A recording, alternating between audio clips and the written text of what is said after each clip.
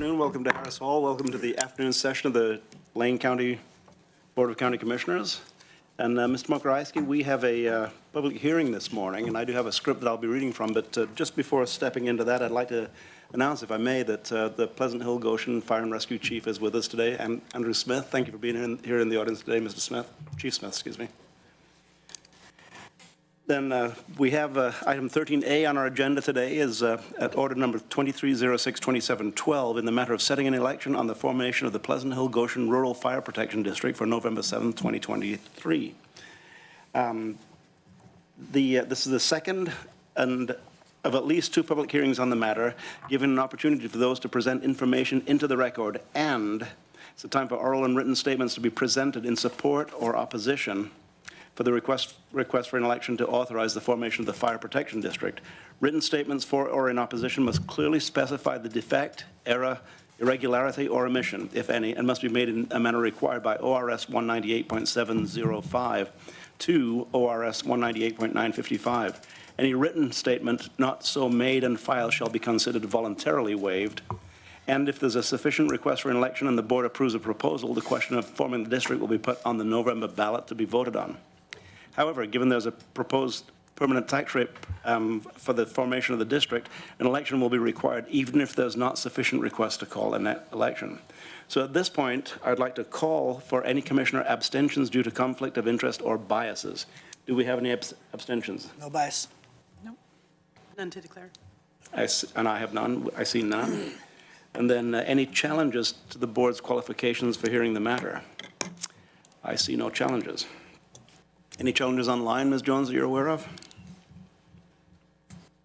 No, I have no one online at this time, Chair Farr. Thank you so much.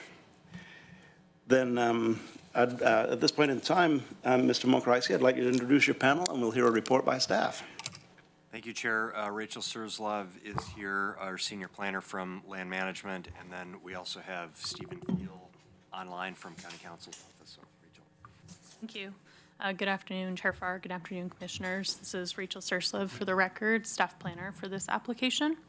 And the request before you today is for the formation of the Pleasant Hill Goshen Rural Fire Protection District. This item was last before you for a first hearing on June 6th, at which time the board passed an order to approve the formation of the district and set a final public hearing for today.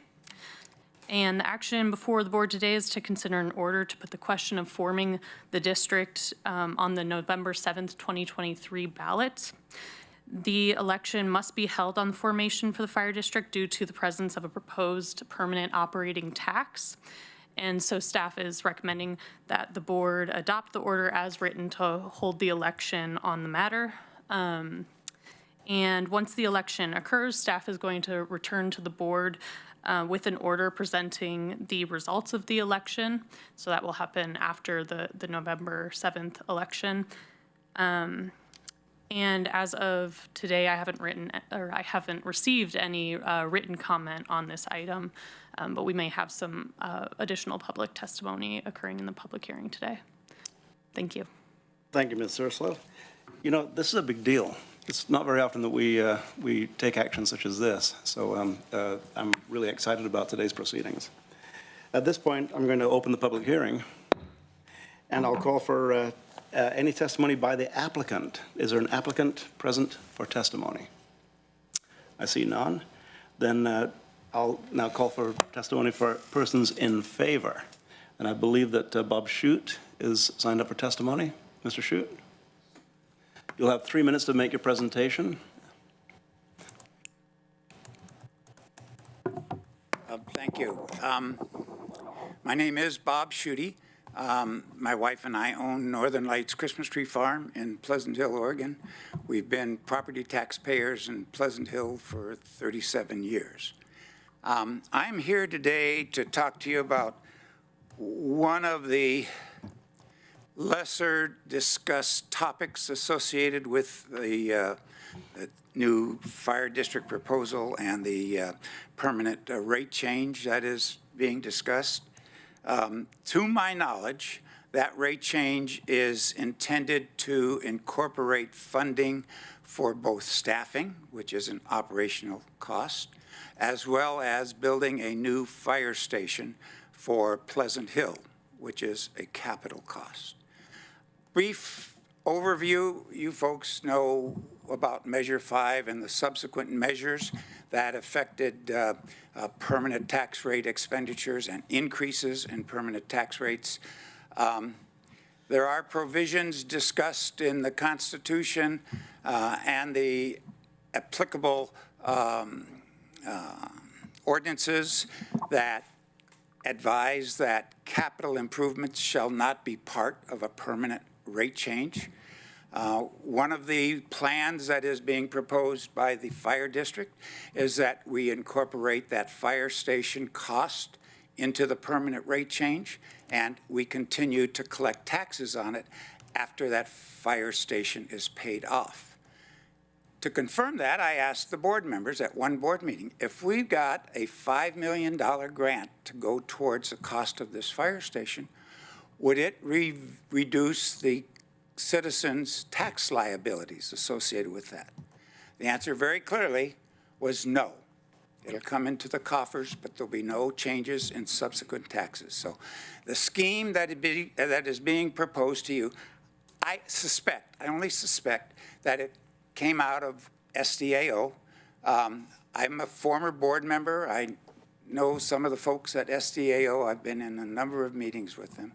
And I know how difficult it is to pursue operating levies, okay? But it's done.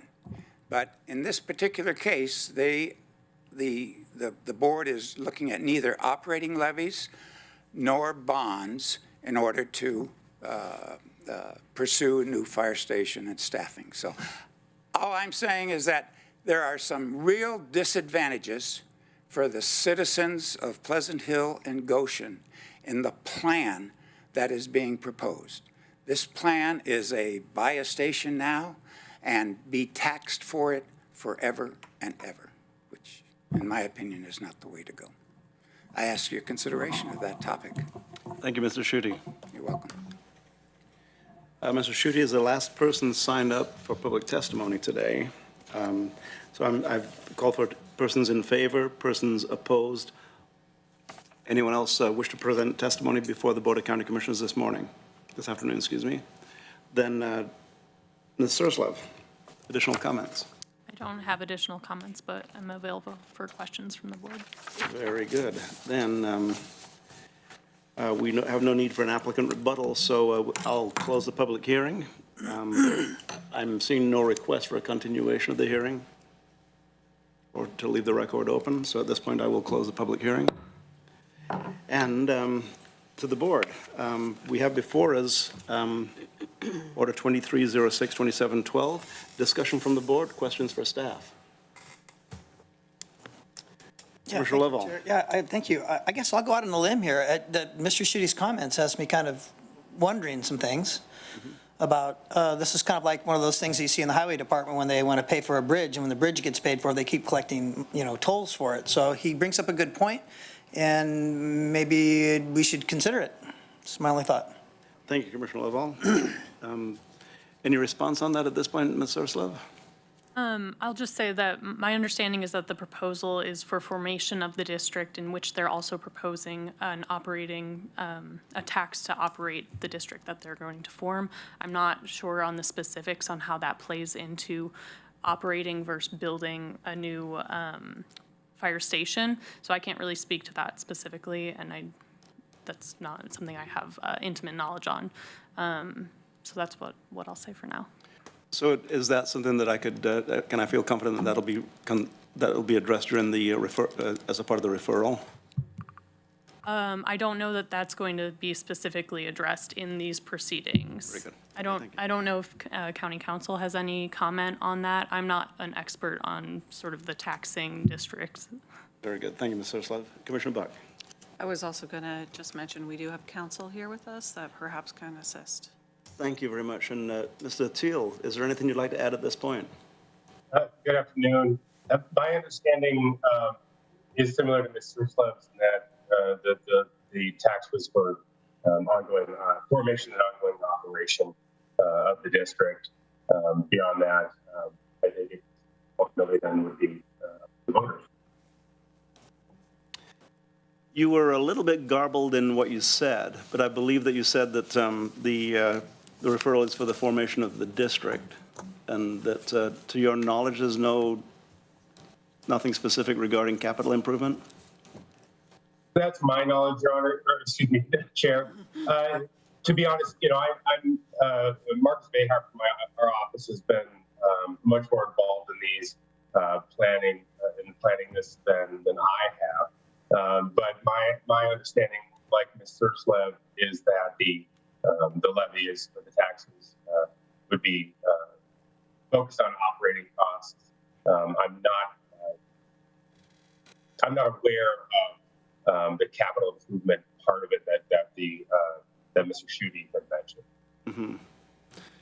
Thank you, Mr. Teal. Then I'll go in the second round with my question. Vice Chair Trieger. Thank you, Chair, and thank you for that. I think just focusing on what's before us is a lot of work, a lot of community outreach, a lot of conversations, and now we're at a point where we have an opportunity to give the voters a choice. And if we do that, then it's up to the folks trying to advance the creation of this special district, which is very different than a capital building project. It's the formation of a district that has a tax base to support the operation and ongoing maintenance of that district, whatever that district determines its needs are. Much the way we have county government, we have a permanent tax rate, so we have a baseline of income to run the programs and the services. And so I think it's not for, at least to my mind, for me personally, it's not to me to determine that level of detail. We're not being asked to support the funding of the building of a fire station. We're being asked to give the voters the chance to create a new taxing district that has a specific charge and mission. And I am fully supportive of doing that, given the amount of time and work and effort and community conversations that have happened and the overarching support I have heard from that community for their need and desire to have a special rural fire protection district. And then how they manage those funds and what those are, that's the campaign and the community to have those, to wrestle with that conversation. And thank you for that, Vice Chair Trieger. Any further discussion?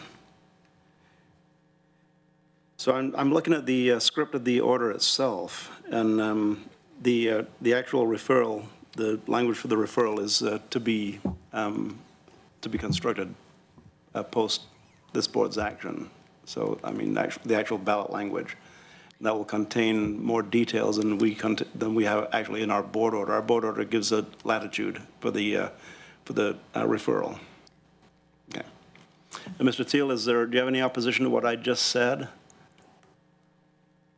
No, I think that's all accurate. Where today, my understanding of the board's goal today is, or decision today, is whether or not to send this to the voters. And really, my understanding of the statute is that now that the petition has been accepted, that it's pretty pro forma.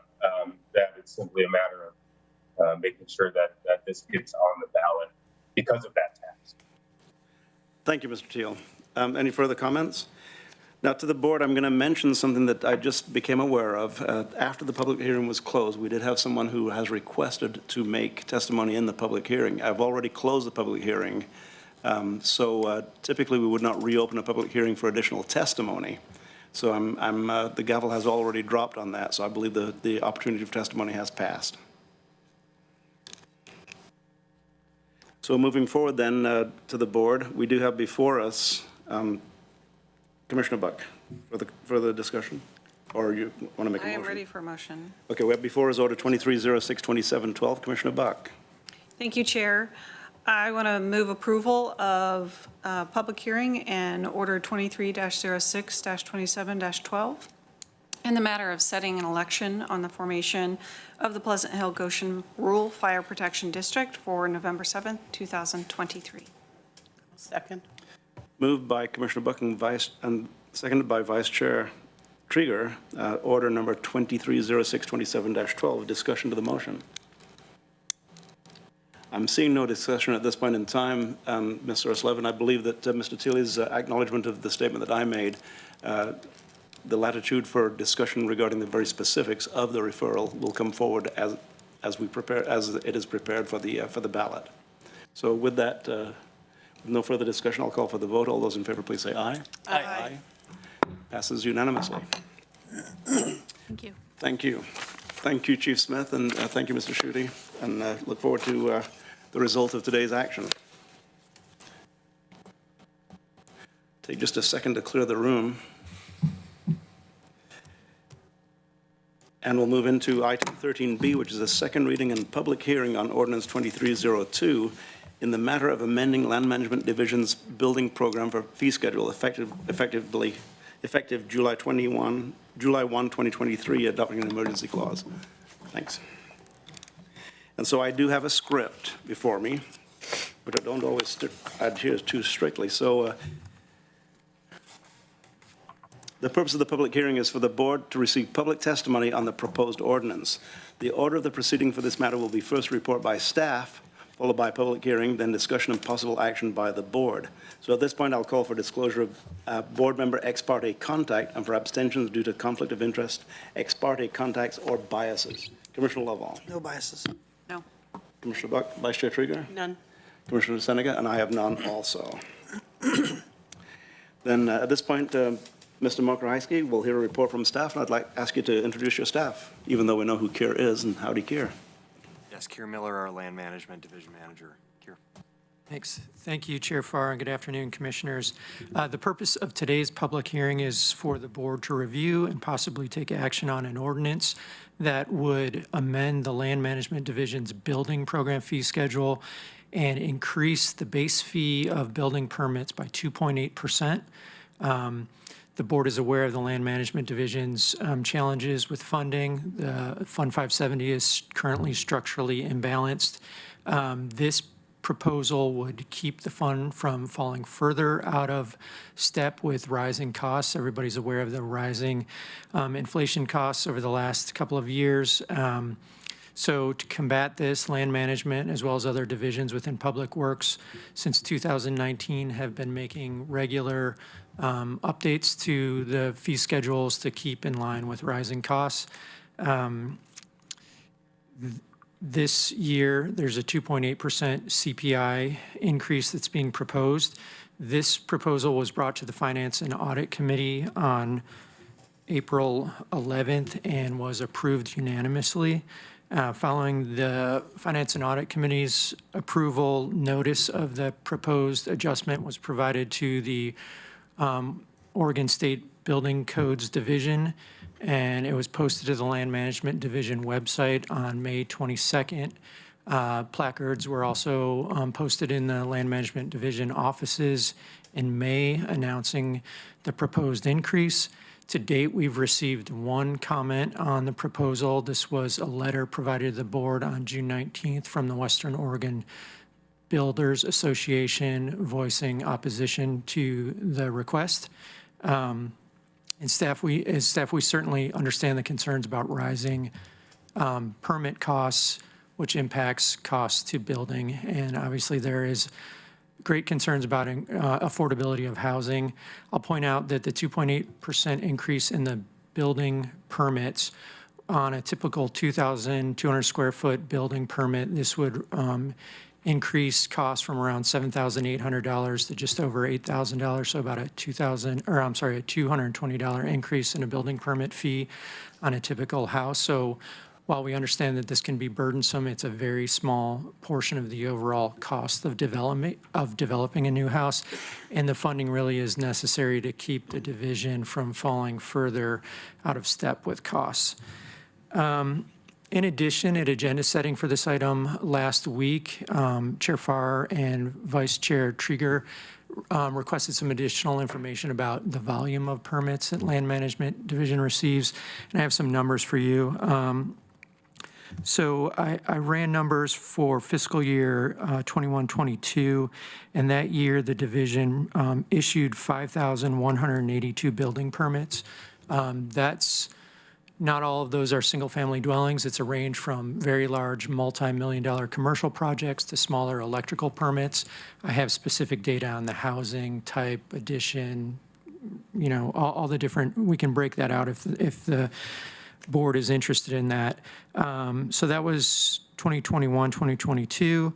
This fiscal year, I don't have complete data just up through the 26th, but this year we have issued 5,384 permits. I'll also mention that within the proposal, staff is requesting an emergency clause be enacted in the ordinance. This would allow this proposal to be in effect on July 1 when our fiscal year starts. That's the same time that the planning and sanitation and other permit fees are all taking effect. So from just a housekeeping standpoint, it makes sense to us. We also, as I mentioned, this has been announced and publicized for quite some time, and we've received one comment. So we don't have a lot of heartburn about the emergency clause. Of course, that's the board's call. In closing, we're recommending option 1, that the board approve the attached ordinance. Happy to answer any questions now or after the public hearing. Thank you, Mr. Miller. Then that concludes the public testimony. Then I will, okay, ready to open the public hearing. I now open the public hearing and call for any testimony in-house. And I see no one signed up for testimony at this point in time. Mrs. Jones, anyone sign up online for testimony on Ordinance 2304? Chair Farr, I have no one signed up online.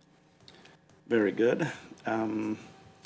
Any additional comments, Mr. Miller? None at this See time. no additional comments, and at this point, without objection, I will close the public hearing. And discussion from the board.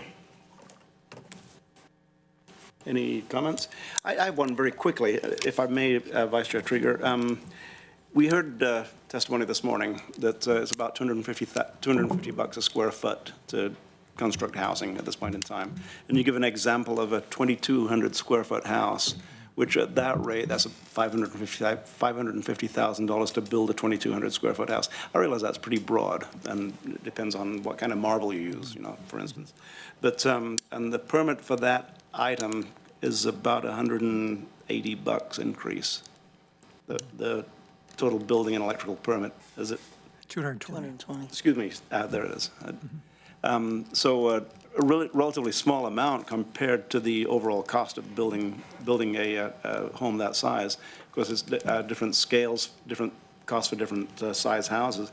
And we're all very sensitive to any increase in the housing cost. We've had a long discussion this morning about the emergency that we're in regarding housing and how many new houses we need to build. However, this did go through the Finance and Audit Committee.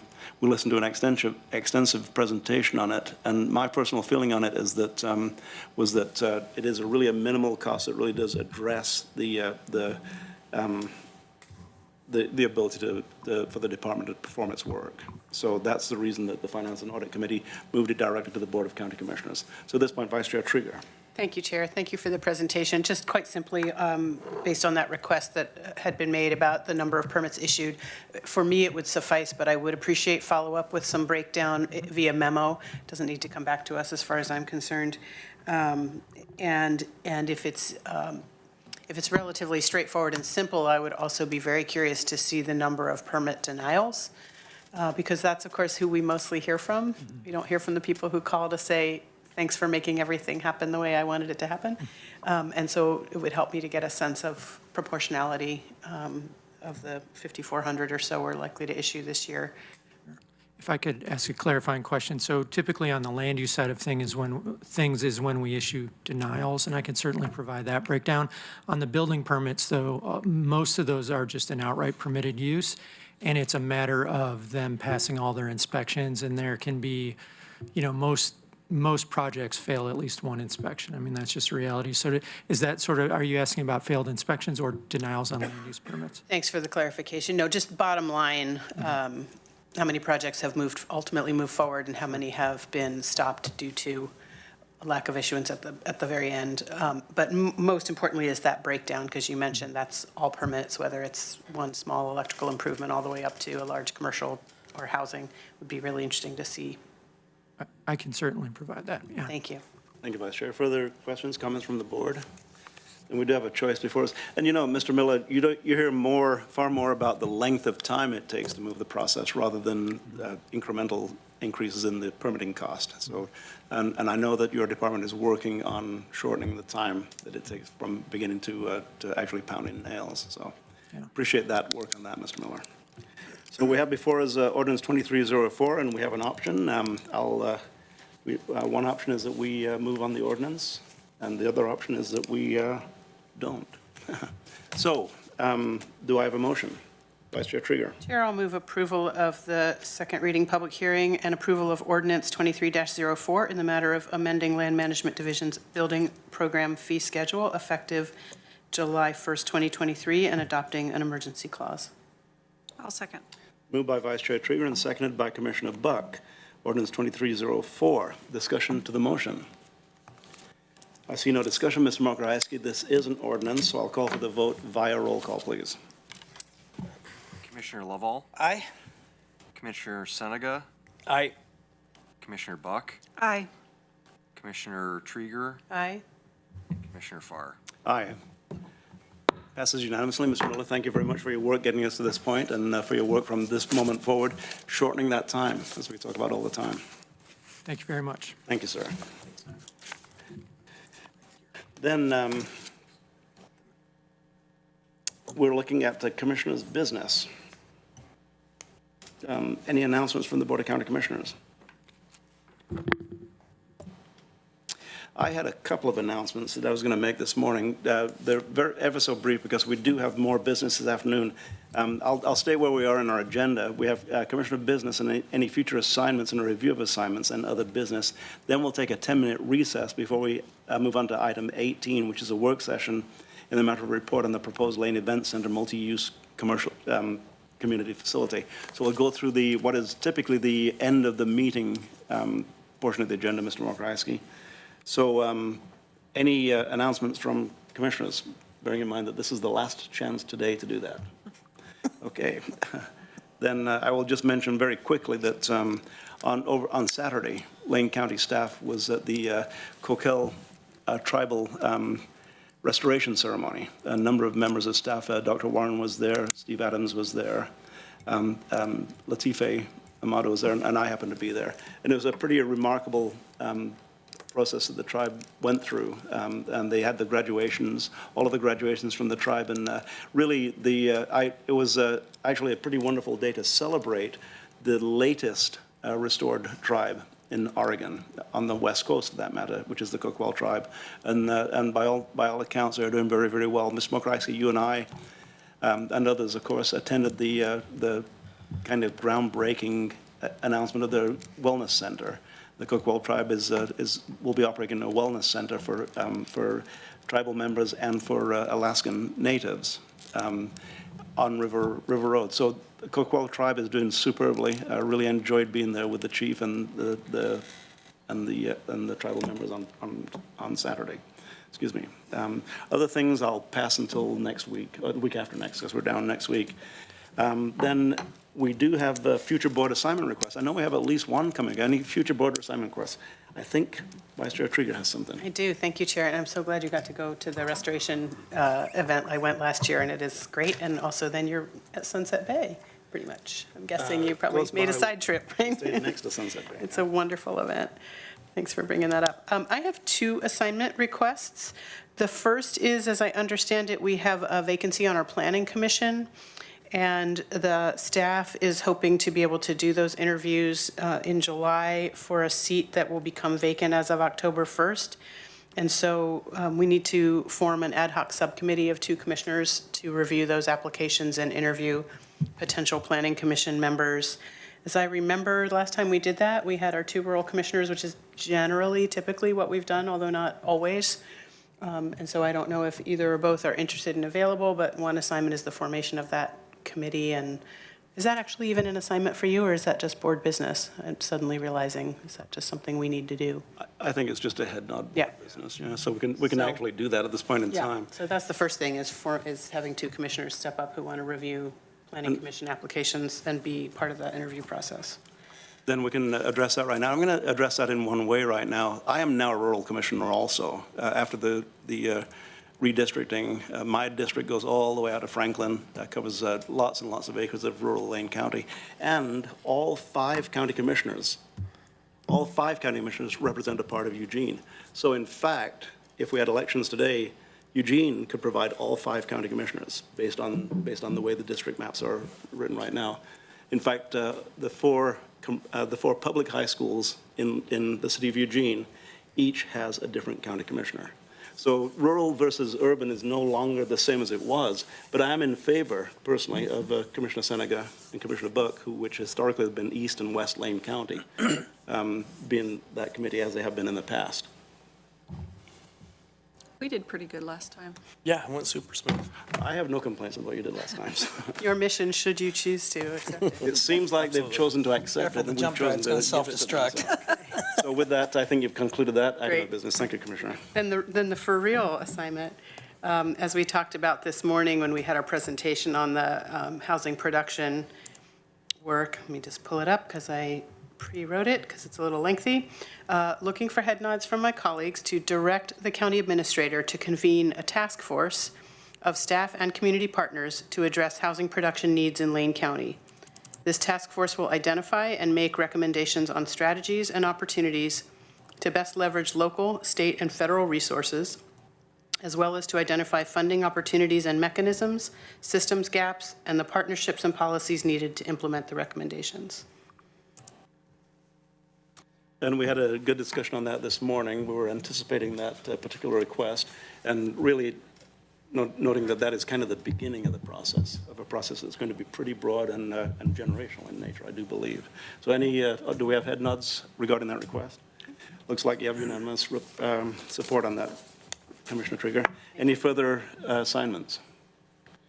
I see no further assignments, Mr. Mokrakis, so I'll ask you to review assignments, please. Would you like me to do that now, or do you want to wait? I guess I can do that now. Sorry, I'm going to pull up language here. So the one assignment I have is Commissioner Trigger's request to convene for the county administrator to convene a task force of staff and community partners to address housing production needs in Lane County, et cetera, et cetera. No, could you read it all, please? That's what I got. And I That's what you got. haven't Okay, sent him well, like I exactly said, how I read it. That sounds accurate to me. Then no further requests, no further assignments requested, nothing from earlier, so that covers that. And then at this point, we're going to take a 10-minute recess. Any other business? Well, Mr. what I did Mokrakis. want to ask, I think we need until about 2:45 to set up and to get the team of folks that are prepared to present. We were estimating, y'all are so efficient. You just work through this so quickly, and so I think all the folks that we were expecting are not quite here yet, so 2:45, we think?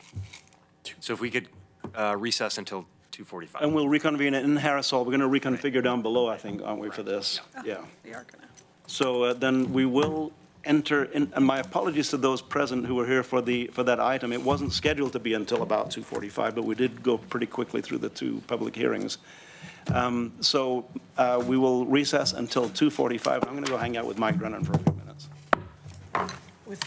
With Mike Drennan.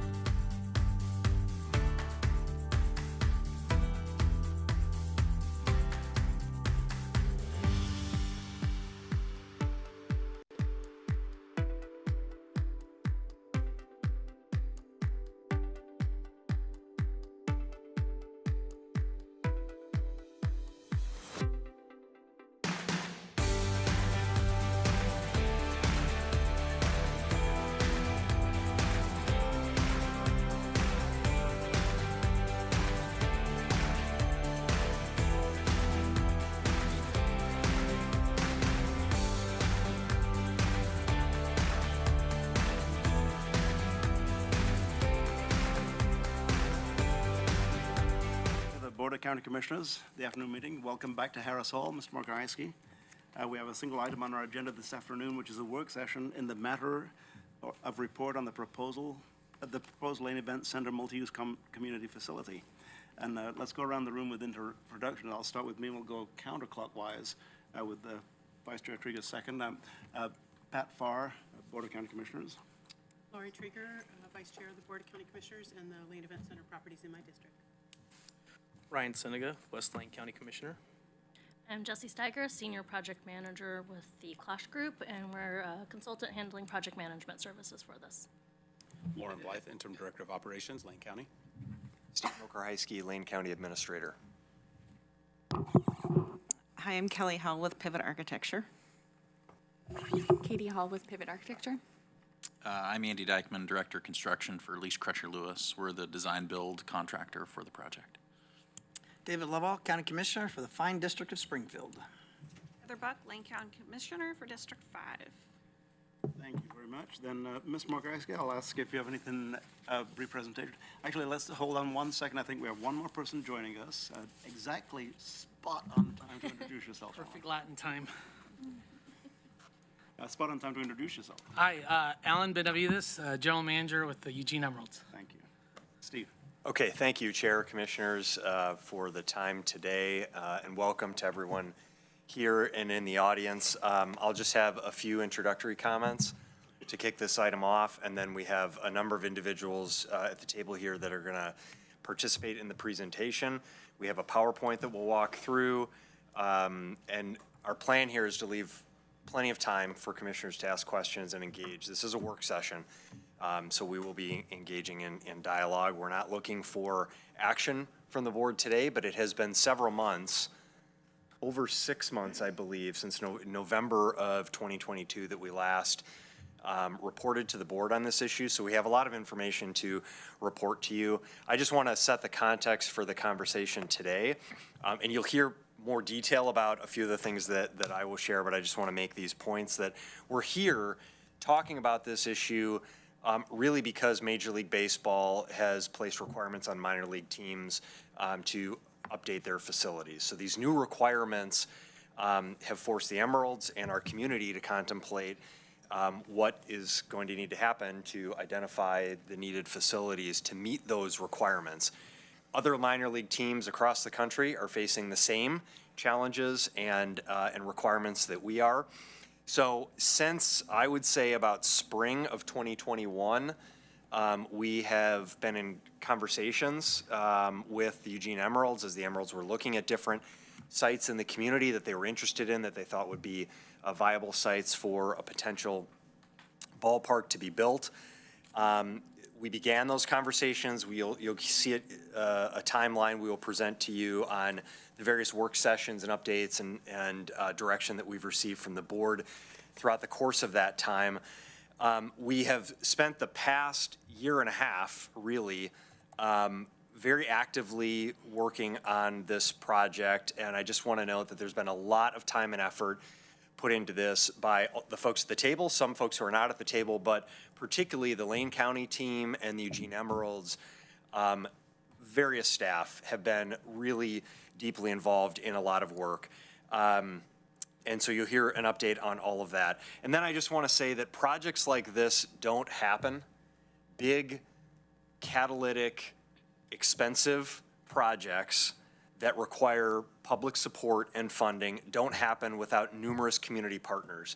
And I just want to reflect, many of you know that, I worked previously in a prior life for Milwaukee County, Wisconsin.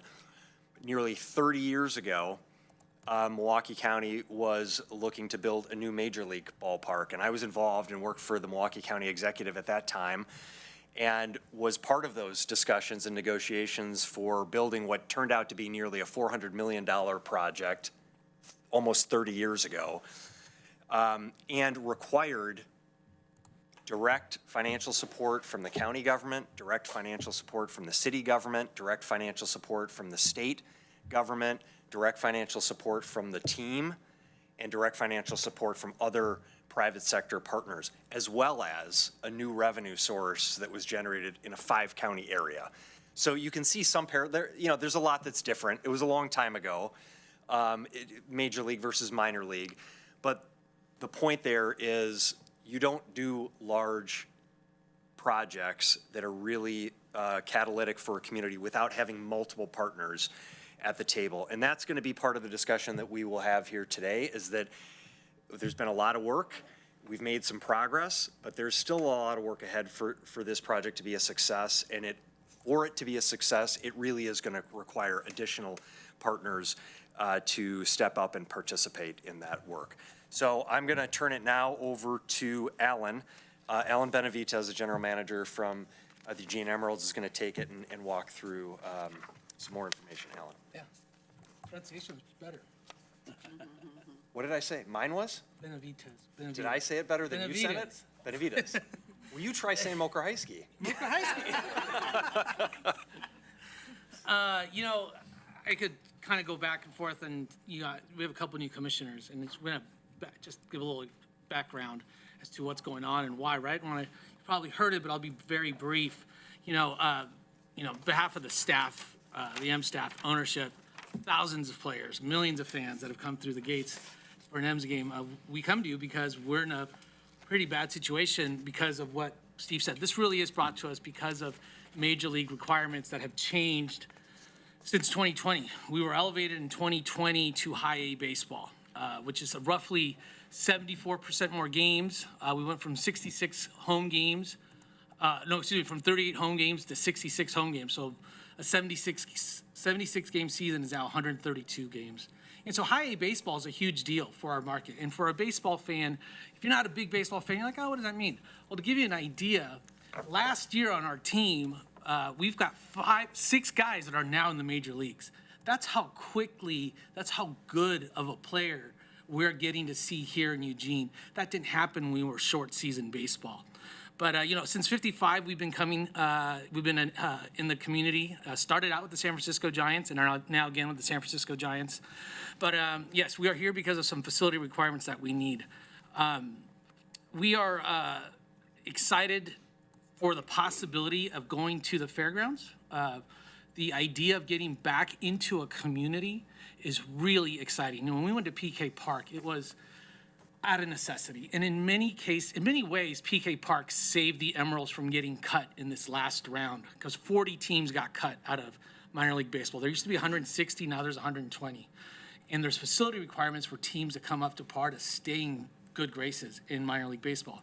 There are other communities right now that are putting out RFPs for new stadiums that don't have minor league baseball because they know that communities aren't going to be able to meet requirements. Ontario, California, they just put an RFP. They don't have a baseball stadium. They don't have a minor league team, but they put one out for a stadium because they know that's going to happen. We've been here. My goal entirely is to keep the team in Eugene. I get emotional thinking about it. I promised my wife I wouldn't do this, but this is a tradition. This is something that's been going on for generations of Oregonians that have been coming to M's games. We believe we've created a ton of community capital. Yes, we are putting financial capital into helping build it with, prepaid rent and whatnot. But as far as the community capital we've done, especially over the last 14 years that I've been here, we've done tremendous work in the community, whether it's Boys and Girls Club, whether it's Relay for Life, whether it's American Cancer Society. It's been an amazing effort on our staff to really step up and kind of be like that front porch of community activism. What we really want to do. We believe that minor league baseball is more than just sport. It's a tradition. It's something that we can really embrace our arms around the community. And so we're really excited for this opportunity. We're excited to go to the fairgrounds. We're excited to see what that can mean for the fairgrounds. The staff there, Corey and Rachel, they do a tremendous job out there. And we're hoping that this facility will also embrace what they currently do and further it even more by they can use it for the fair, they can use it for other events, and reimagine what's going on out there. It isn't just about baseball. It's about high school baseball, doing championship baseball at the stadium. It's about having an indoor banquet facility that has space for 250 people where we can do Rotary events, business networking events, chamber events, you name it. We'll do commissioner meetings in there if you guys want. I don't care. It's just been something that I think that'll be tremendous for the community. So PK Park isn't suitable for us anymore. We share a facility with a program that has, truthfully, a tremendous baseball program. You just saw that recently with the Super Regional, right? I mean, we had to move at the last minute a series against Tri-Cities to Pasco, Washington, at a great expense to us, a great expense, hundreds of thousands of dollars, for us to lose those 6 games, in addition to move the games and house everybody and transport and pay the staff in Tri-Cities. It was a tremendous loss for us. Playing these games at 7:30 at night, because the Ducks have practice. When we have games, we don't have access until 6 o'clock. We don't have female, the requirements for female staff. You know, we just had the Vancouver Canadians. They have 3 female coaches. We had nowhere to put them. We put them inside Autzen Stadium in the referee lounge. The visiting team, their offices are bathrooms inside the visiting locker room at Autzen.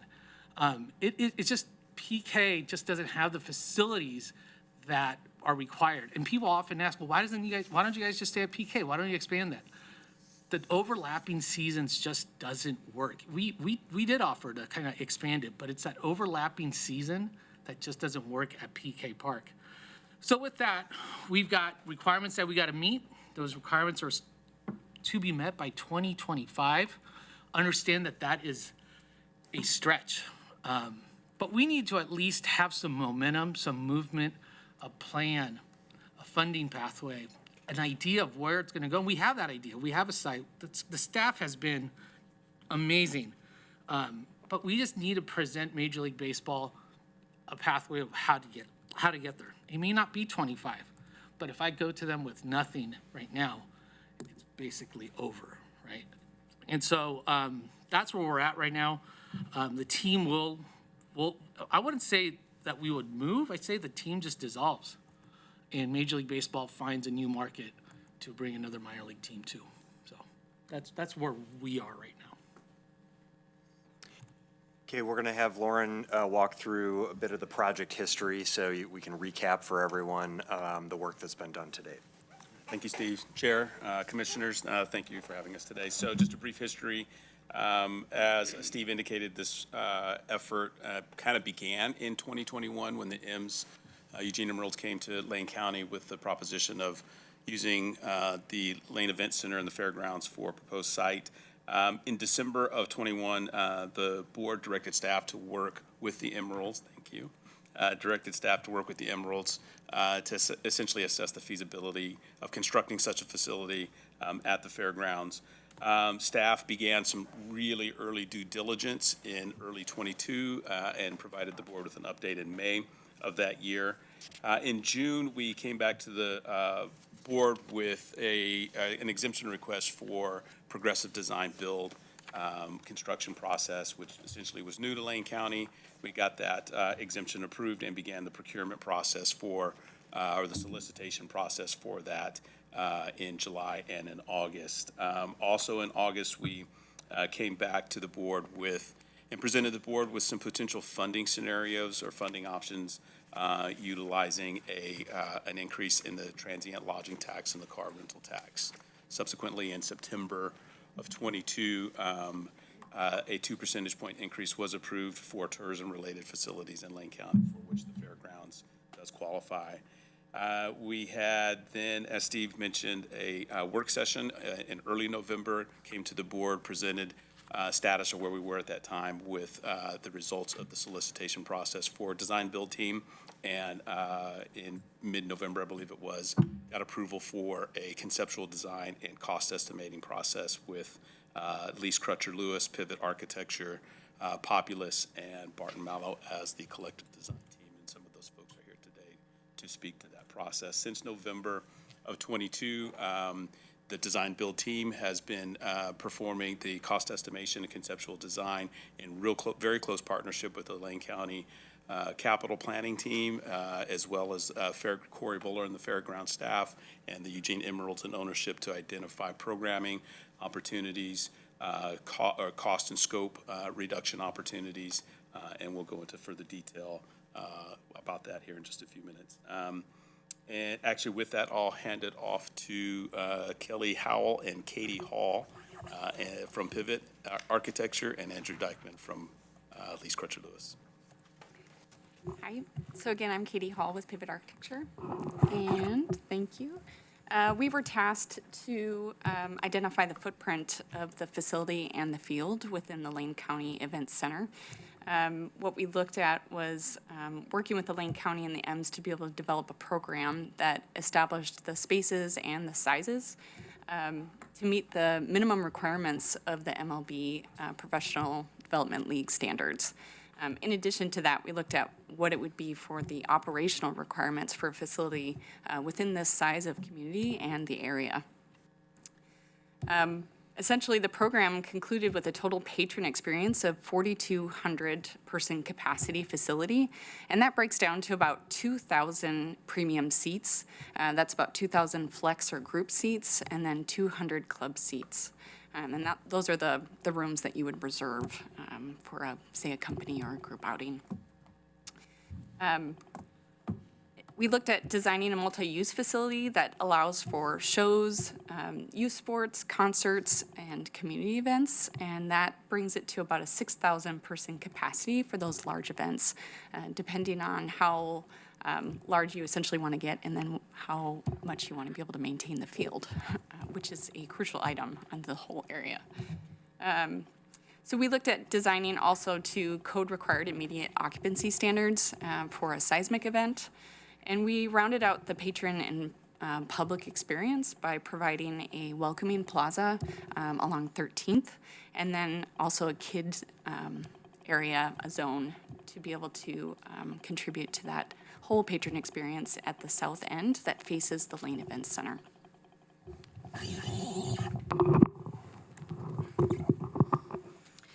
So as we began the conceptual layout, we were looking at a variety of different requirements as we were learning more about the particular site.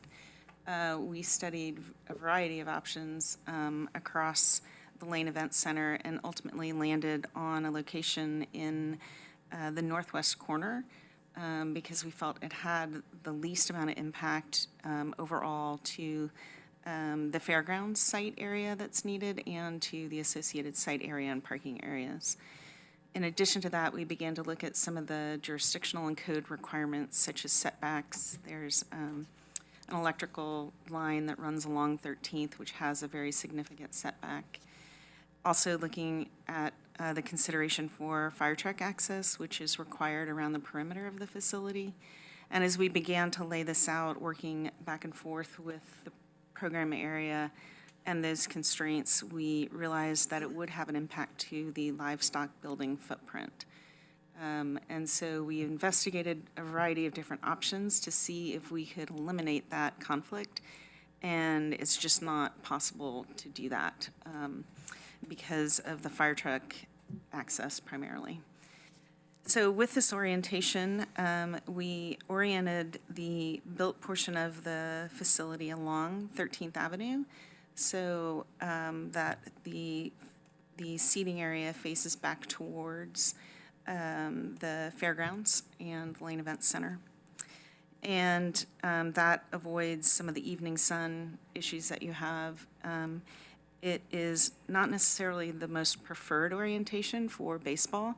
It's kind of the second preferred orientation, but we really felt strongly that this gave a better face and a better contextual relationship to 13th and engaged the neighborhood in a way that would help mitigate some of the noise and the sound issues.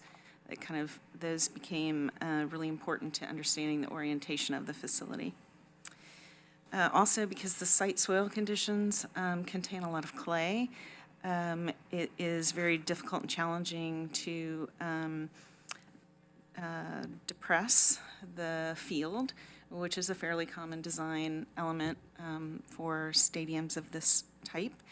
And so actually that offered up the opportunity to have the field at ground level, which would engage opportunities for the event center and the fairgrounds to kind of have that at grade level relationship with the turf field. And so that gives us a slightly elevated concourse around the seating areas. And Katie's going to talk about some of the amenities. change. So as Kelly mentioned, we looked at how to increase the patron experience. So looking at the seating capacity, it was based on the size of the Eugene market. We had the benefit to be able to work with Populous that has worked with other leagues and other teams in this league to understand what that looks like, what the sizes are, and what type of market is appropriate for this community. In addition to that, we looked at, as I said before, the seating of the premium seats versus the group seating.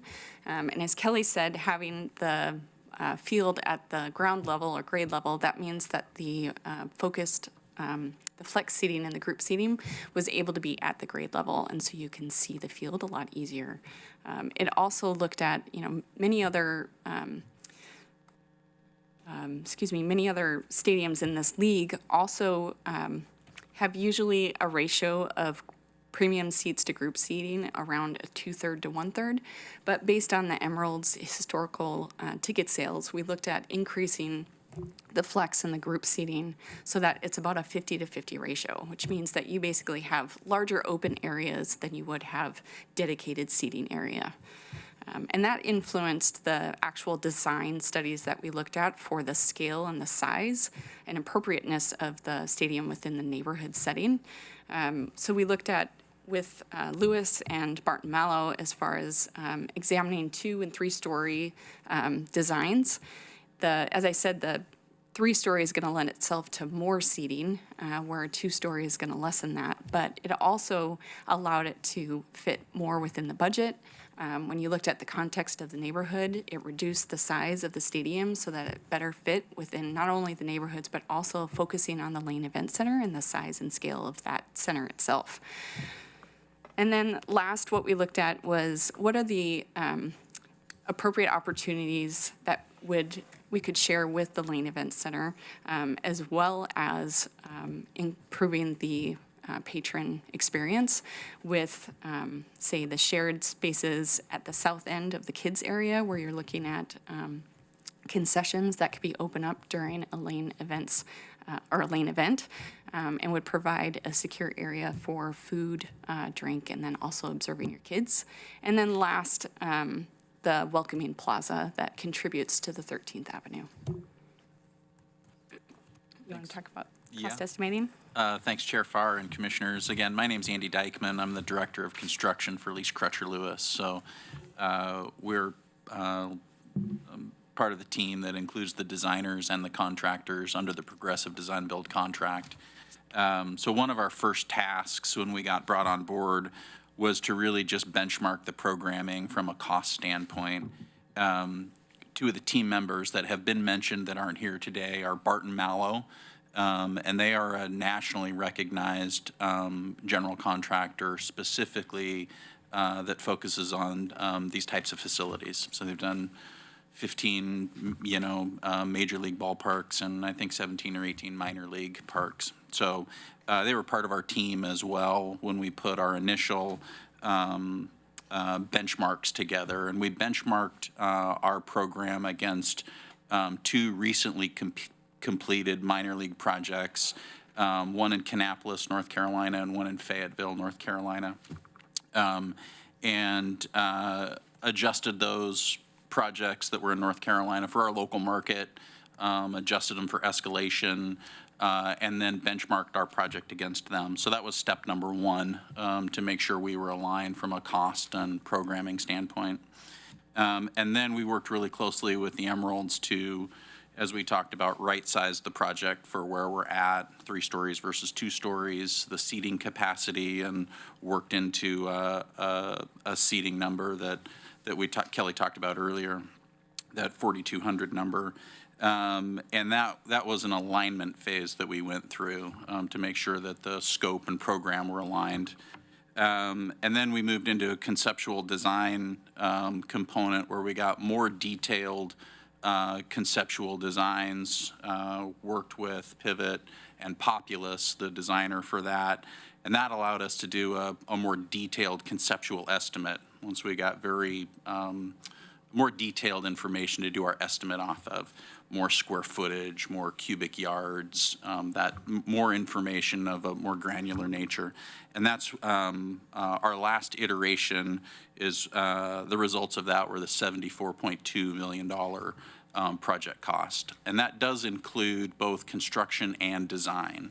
So as the progressive design builder, that number does include all of the construction costs as well as all the design costs to deliver that project.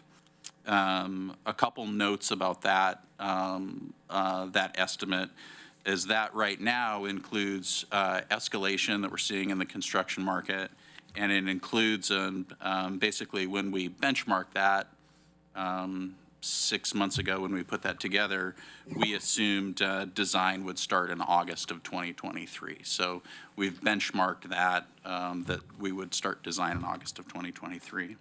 And then as well, in that $74.2 million number, we have started a value engineering list. So these are items that we can identify early to help continue to bring down the cost of the project. And right now, we've identified about 5% for those items. Thank you, Andy. My name's Jessie Steiger. I'm a project manager. I'm going to talk to you about the total project budget.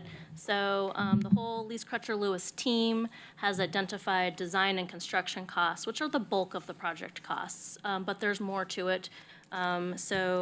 And what Andy discussed, the 74.2 does include design. It also includes a budget to demolish the livestock building because it, as Kelly mentioned, or Katie, that the footprint of the stadium has to overlap it. There's no way it doesn't fit. So that's also included in the 74.2.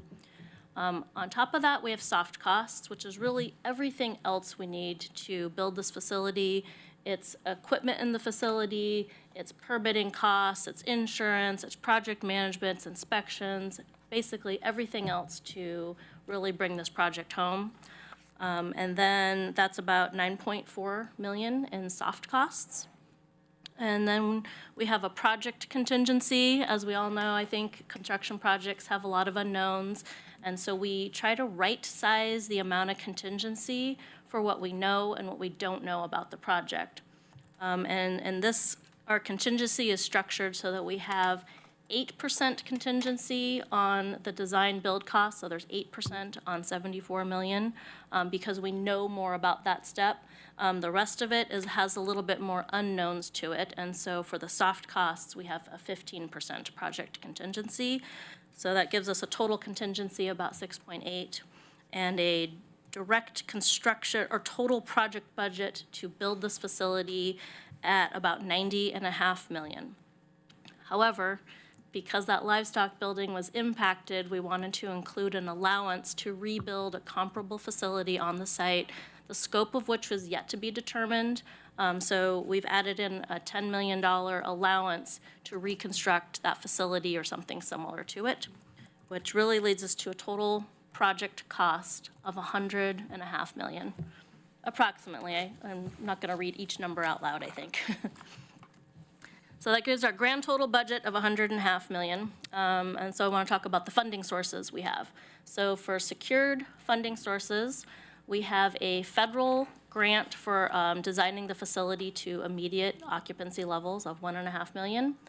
The state in last year's fiscal budget, I believe, committed to $7.5 million for this project. And then we've estimated, it's kind of an approximate, about 1.5% of projected TLT revenue. And then we converted that into what that means in upfront costs. And so that's kind of an upfront equivalent of the TLT over time. It would be about $35 million. Again, that would be board appropriated, so that's an estimate at this point. And then the Emeralds are contributing about $13.5 million. So our secured funding sources are about $57.5 million, which leaves us of a current funding gap of about $43 million. Some other funding sources we are looking at is A second immediate occupancy grant from federal sources has been applied for another 1.5 million.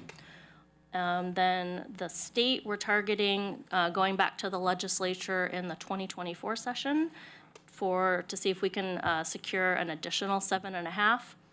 And then the city of Eugene has been approached about contributing to this project, but so far there's not really any commitments to put a number to. So we're just leaving that as kind of described as open-ended right now. And so that is where we stand on the budget and the funding. With that, I want to take you through some of the budget history, because the last time this project presented to you in November, the estimated total project budget was 60 to 80 million, and now we just showed you 105. So it's a pretty big difference. The biggest contributor to that gap, and part of the knowledge we've gained since November, is that livestock impact, right? Just right off the bat, we know that there's 10 million allowance to it, and there's demolition included. The earlier number also thought that the footprint of the stadium would be a little bit smaller, and it wasn't until we had a design team actually start designing something that we could really understand the size that was needed. We've also since accounted for understanding a little bit more about the impacts to the Lane Event Center, about how to reconfigure some of the driveways and some of the parking. That doesn't seem to be included previously. As Katie and Kelly mentioned, once we had the geotechnical requirements and can understand our soils conditions, that impacted how we thought about the design of all of the structural components. And so we're able to have more accuracy with that now. And unfortunately, that accuracy means it's a little bit higher than we previously had hoped for. Also been able to quantify the permit costs more accurately now that we understand the facility. And then there's a state required 1.5% on public buildings for solar that was not included previously. And then the other thing is more of a data point, which is that we're estimating the value of the land contribution for this project as about $1 million an acre on 9.5 acres. So it's just kind of a simple way of demonstrating Lane County's an additional contribution to this project besides just like TLT funds.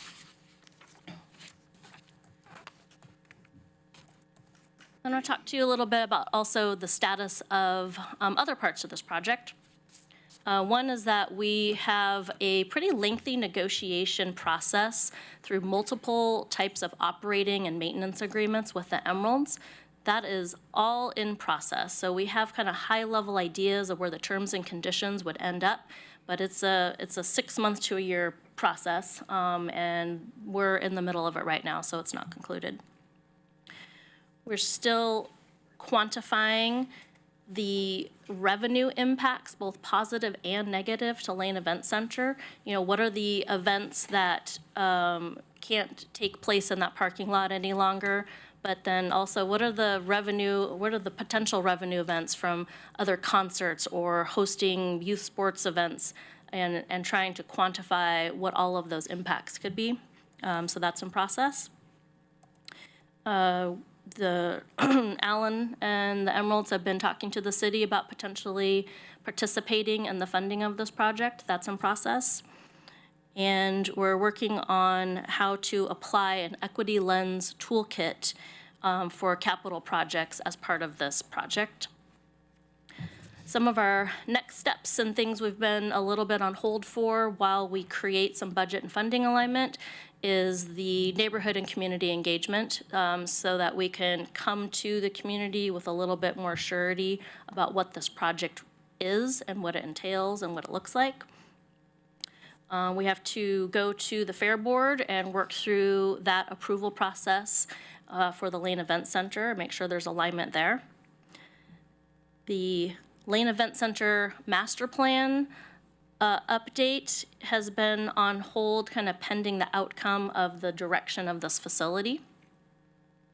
And like I mentioned, kind of really understanding what a replacement livestock facility wants to look like, what the functions want to be, is kind of a next step pending some decision-making about this project.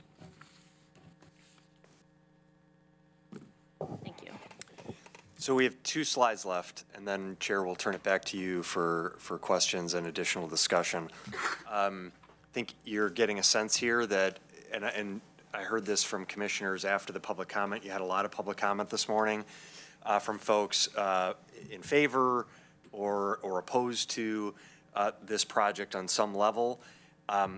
There were a lot of comments that in some ways seem to simplify the decision, that this was either a thumbs up or thumbs down decision. It clearly is not. That is not the decision in front of you or the question in front of you.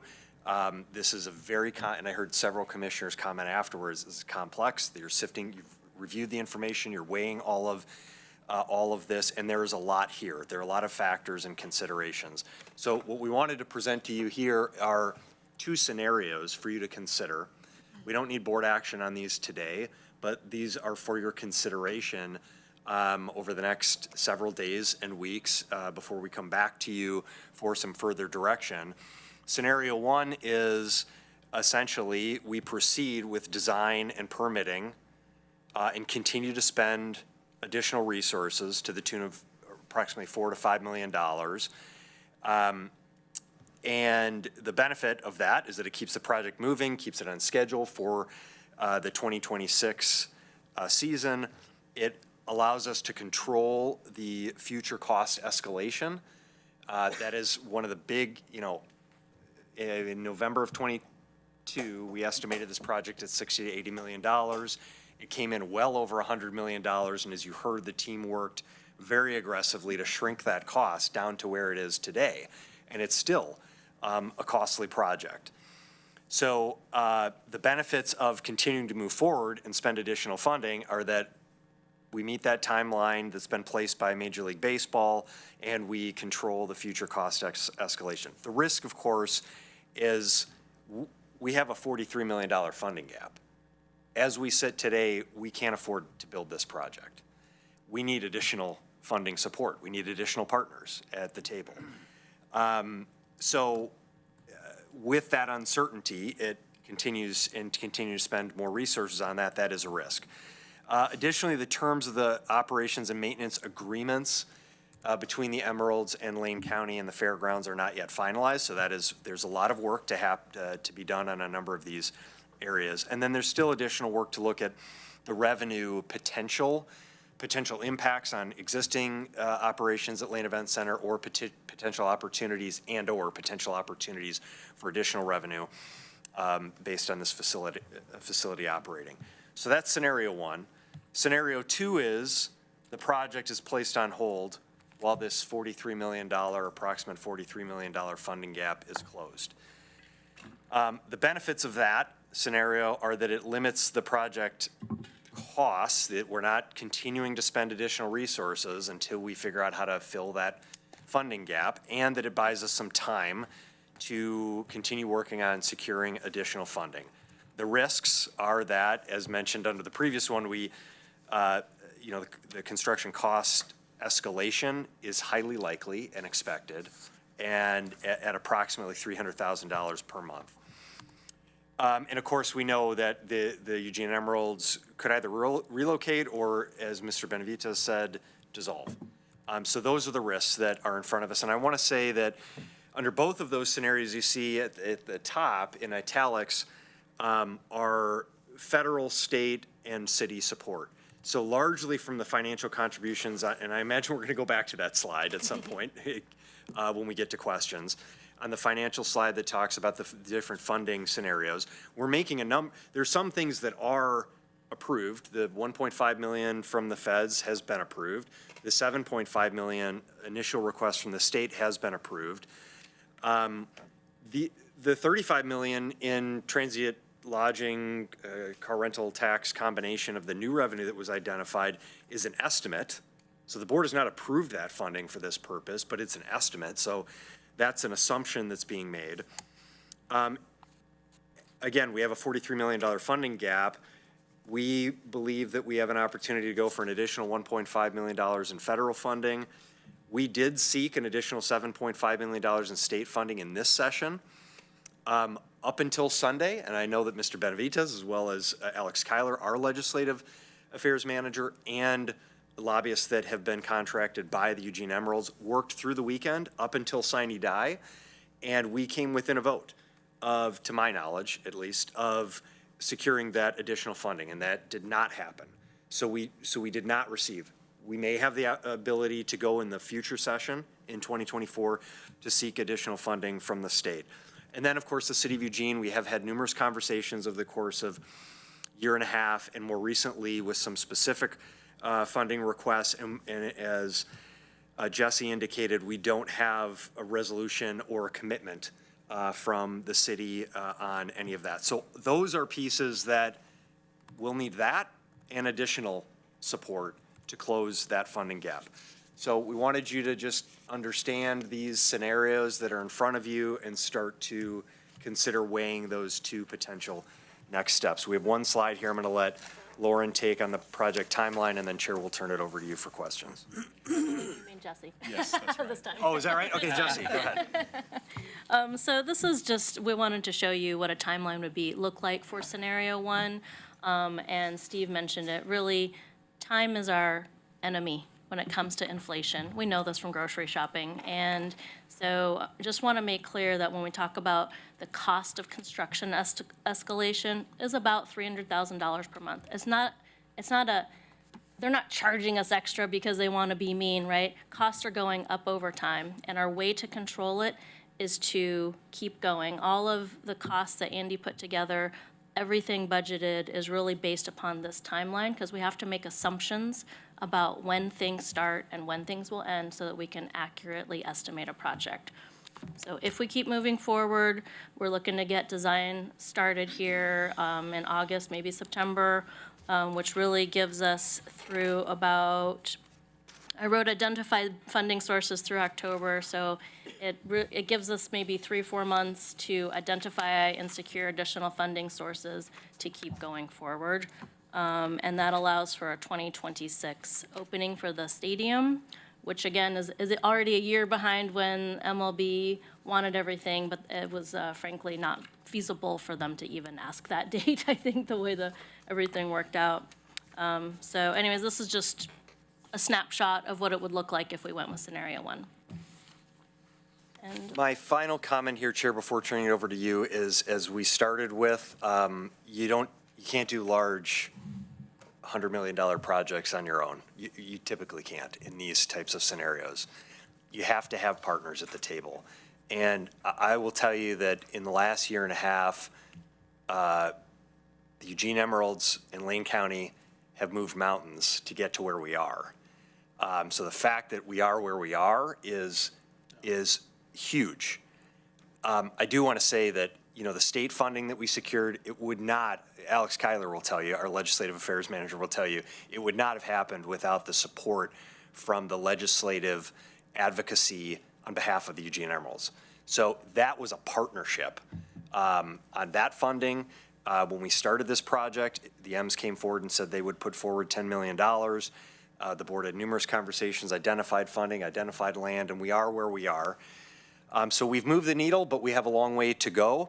And again, we can't do this project without additional community partners and additional funding that needs to be identified. So we'll stop there and take your questions. Thank you for the presentation, and thanks for the graphics on this. Okay. So we'll, as board, as we ask questions and kind of narrow down what our options are, one thing that I'll just remind us is that Ms. Mokrajski has presented two possible scenarios for future board meetings. One is to continue to move with the design, and the second is to put everything on hold and essentially face $300,000 per month escalation. So I'll look to the board for questions and comments, and we'll begin with Commissioner Buck. Thank you, Chair. I have two questions just to start out. Although before I do, I just want to make sure that I have stated a potential conflict of interest on this issue, as I have stated before. My campaign for office has included contributions from an owner of the M's. It has also included contributions from other business owners that are opposed to this particular project. But I don't think it's a actual conflict of interest, so I will continue to participate in the conversation as I have before.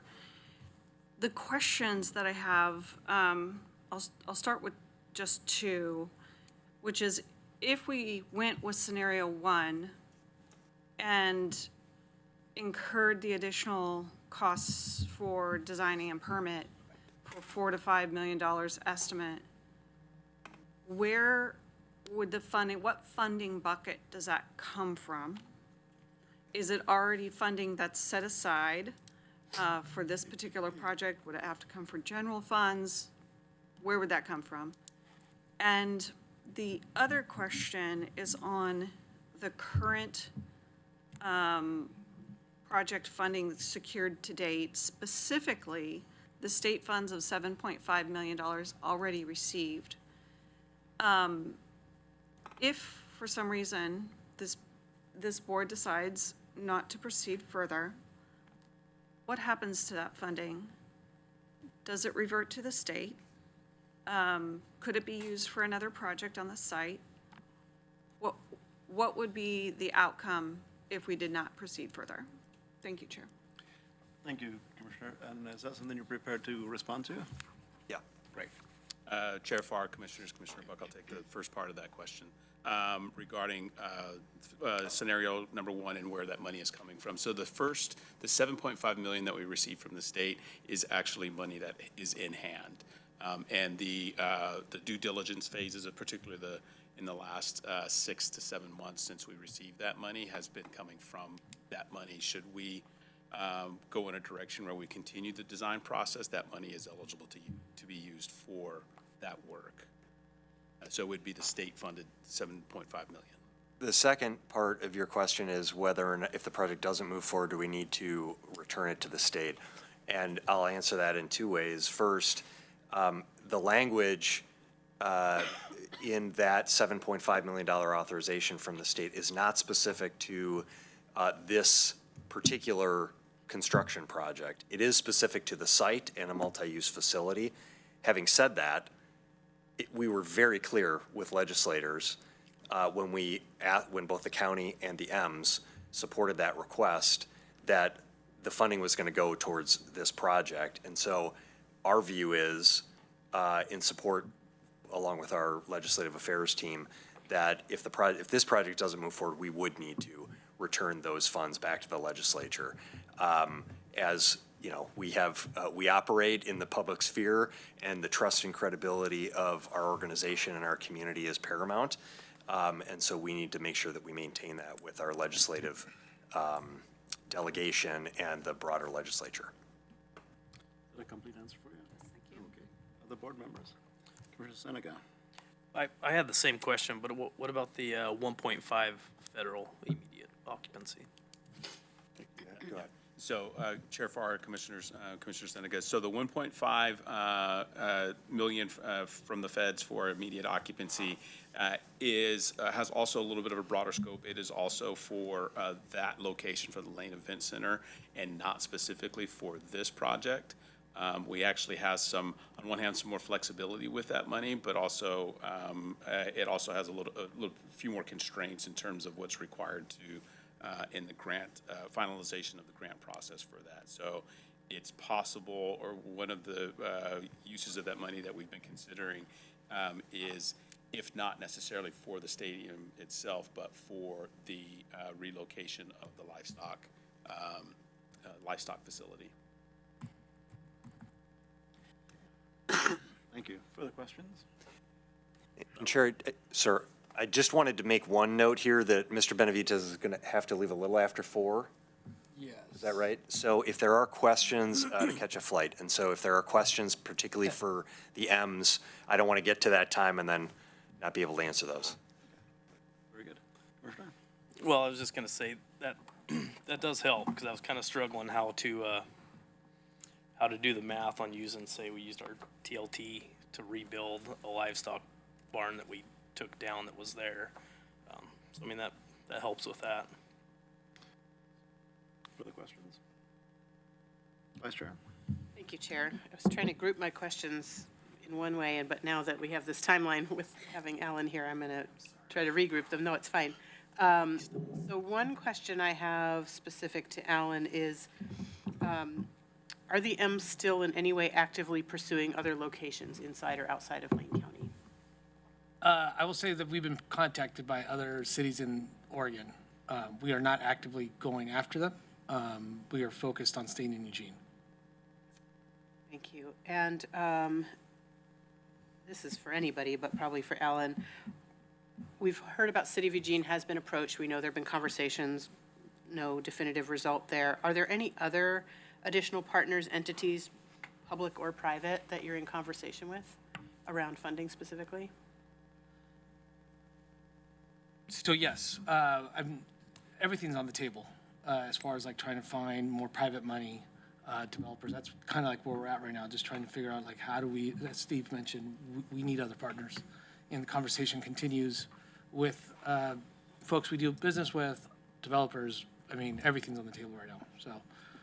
And this information's been shared, that this is the gap and this is what we're looking at?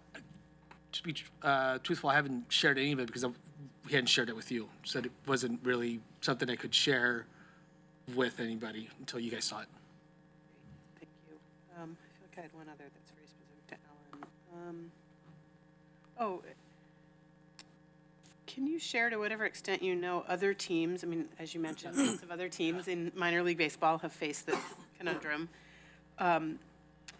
Other teams that have left their markets because their inability specifically to meet, the finances and the timeline, or success stories, and what do the pieces of their puzzle look like that ours might be missing, or how comparable is the way the pie is being sliced out look to some other project? No, it's a great question. I will say that in the Northwest, almost every team is facing this issue, whether they're expanding their facilities, improving them, or building brand new facilities because where their current location does not work. For example, Everett, Washington is in a similar situation. They share a stadium with the, I believe it's the high school school district there, and adult baseball and like the rec leagues. And they're actually in a much more complex situation, but they're also behind us in the process. They are nowhere near, I mean, they're close, but they've called us for advice. And I'm like, don't call me. But yeah, they're in a very similar situation. Hillsborough Hops are in another very similar situation where they don't have a visiting locker room and they need to build a new facility. Their facility's not that old. They're looking to move across the street. Spokane has to build about $22 million into their the beautiful old stadium. And Tri-Cities is almost up to par, but there are cities, and I won't name the teams, that just aren't doing anything. And we'll see what happens to them. The Major League Baseball will move and get rid of your team, dissolve your team, take the affiliation. We saw that in our own league with Salem Kaiser losing their team. We saw that with Boise, the Hawks losing their affiliation. So it's been noted and done that will happen. As far as like development and other success stories, I would go out and say that there are examples. I think Polar Park in Worcester, Massachusetts, is a great example of how that was done. They used some state funds and had private developer and did like this mixed use live, work, play kind of like model, right? Knoxville, Tennessee. Also is in that same kind of idea. Kannapolis has a great success story where they moved a team.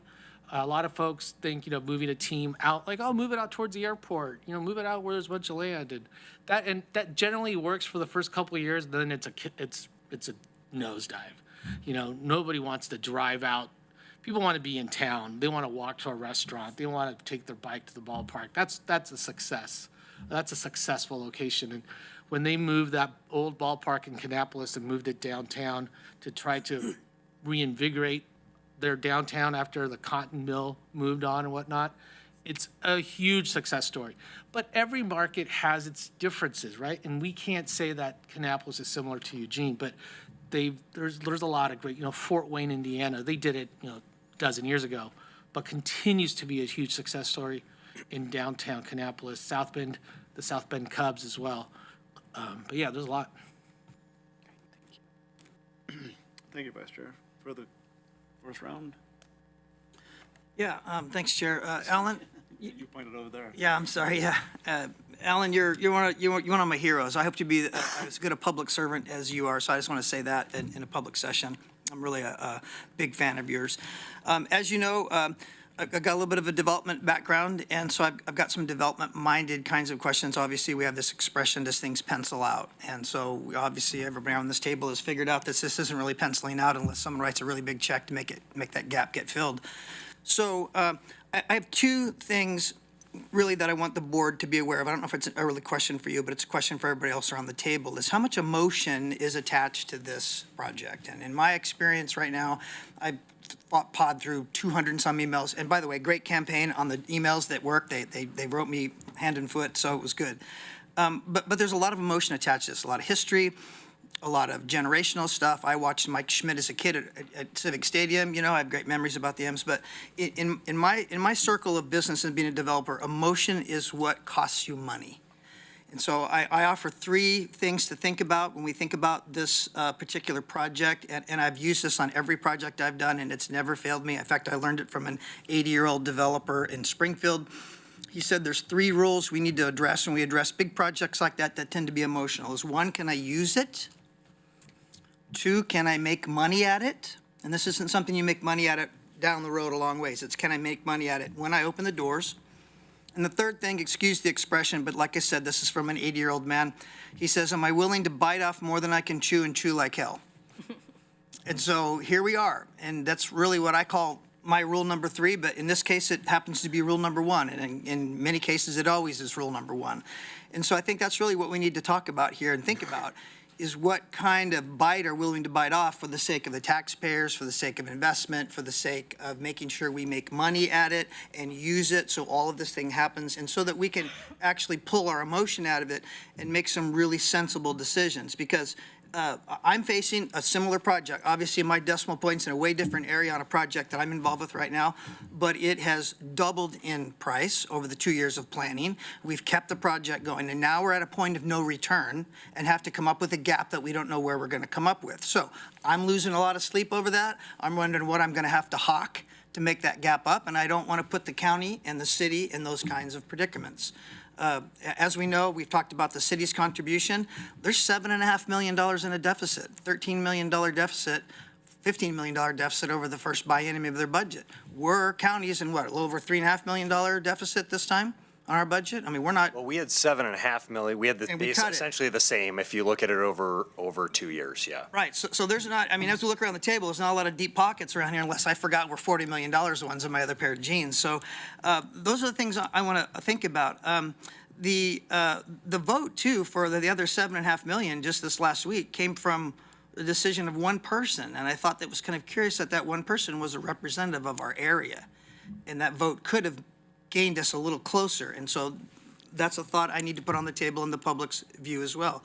So the question I have for you is just how much of a risk are we asking the commission to put the citizens and the taxpayers of Lane County at risk?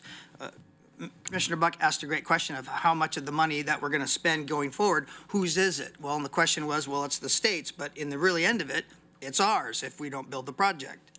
So really, the buck stops here. Every dime we spend forward is money we have to be accountable to our taxpayers.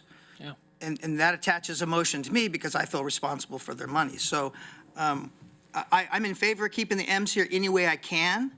I just know that I will not deviate from those 3 rules. Can we use it? Which we can. M's have been a great partner in the community. We can definitely use their influence in the community. They're super great.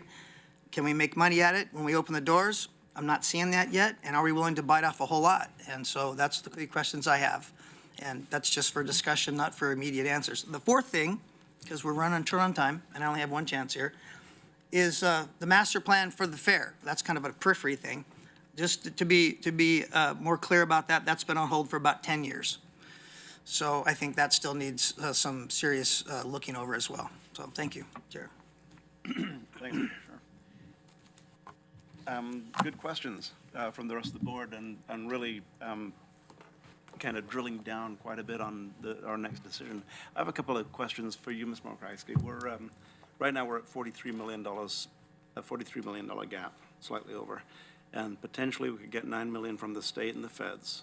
And let's say we dream and got $15 million from the city of Eugene. That still leaves us, what, 17 million short, excuse me. Yes.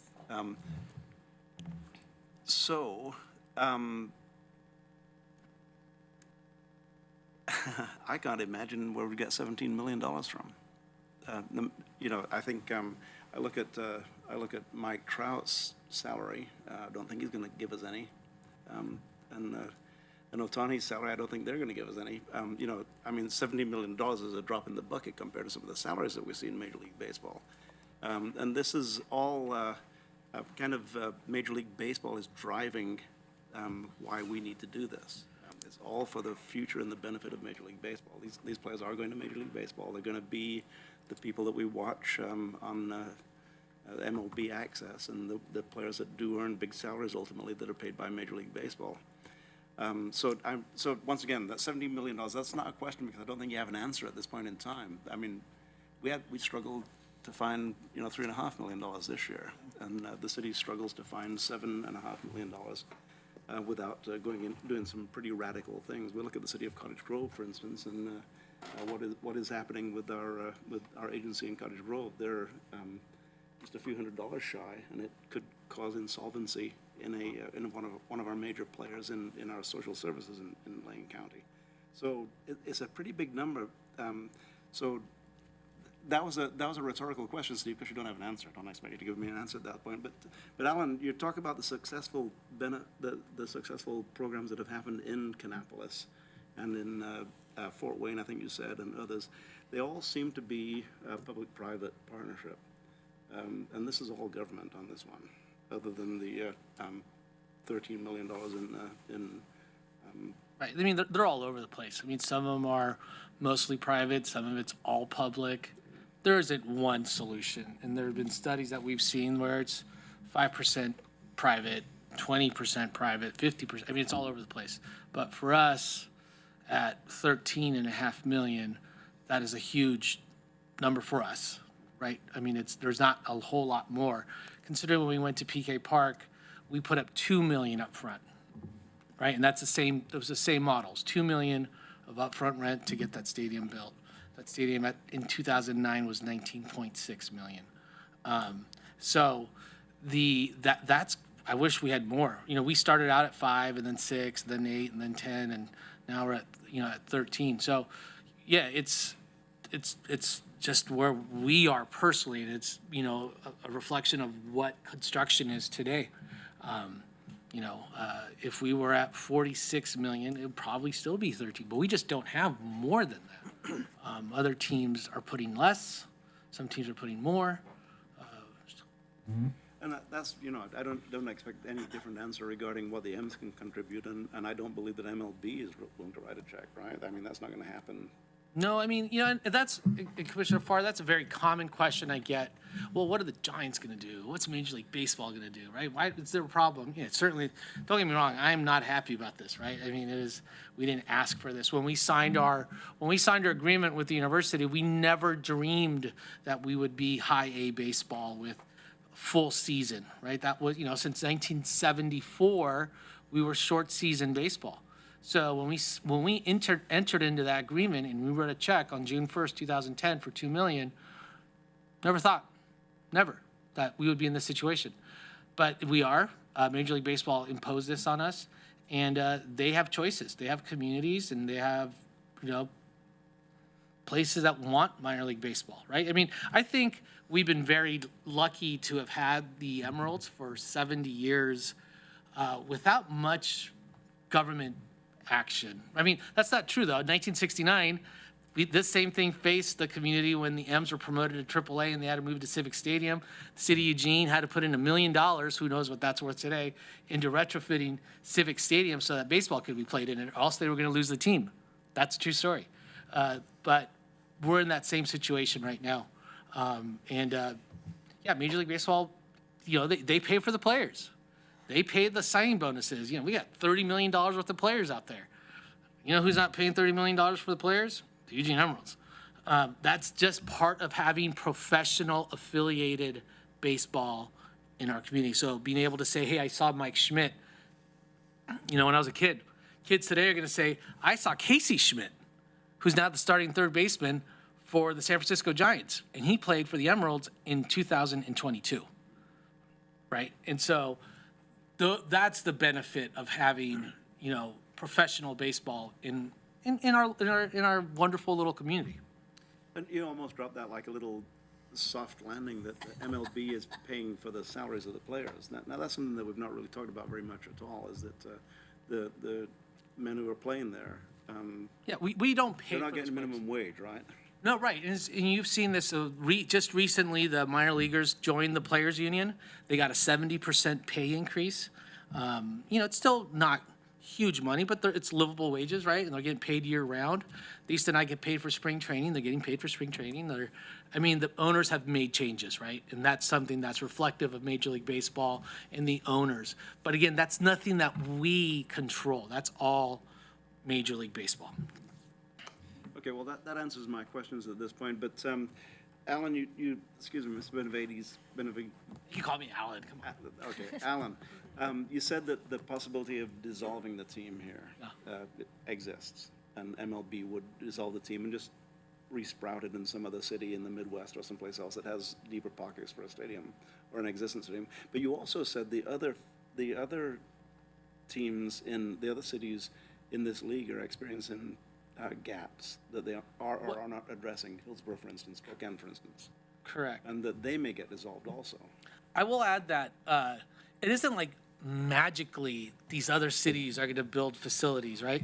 What's going to happen is you've got independent league baseball teams that aren't affiliated that have baseball. Like you have the Wisconsin Mallards, right? Are you familiar? It used to be the Muskies, now it's the Mallards. Okay, Yeah, but beautiful stadium, huge fan base, College Woodbat.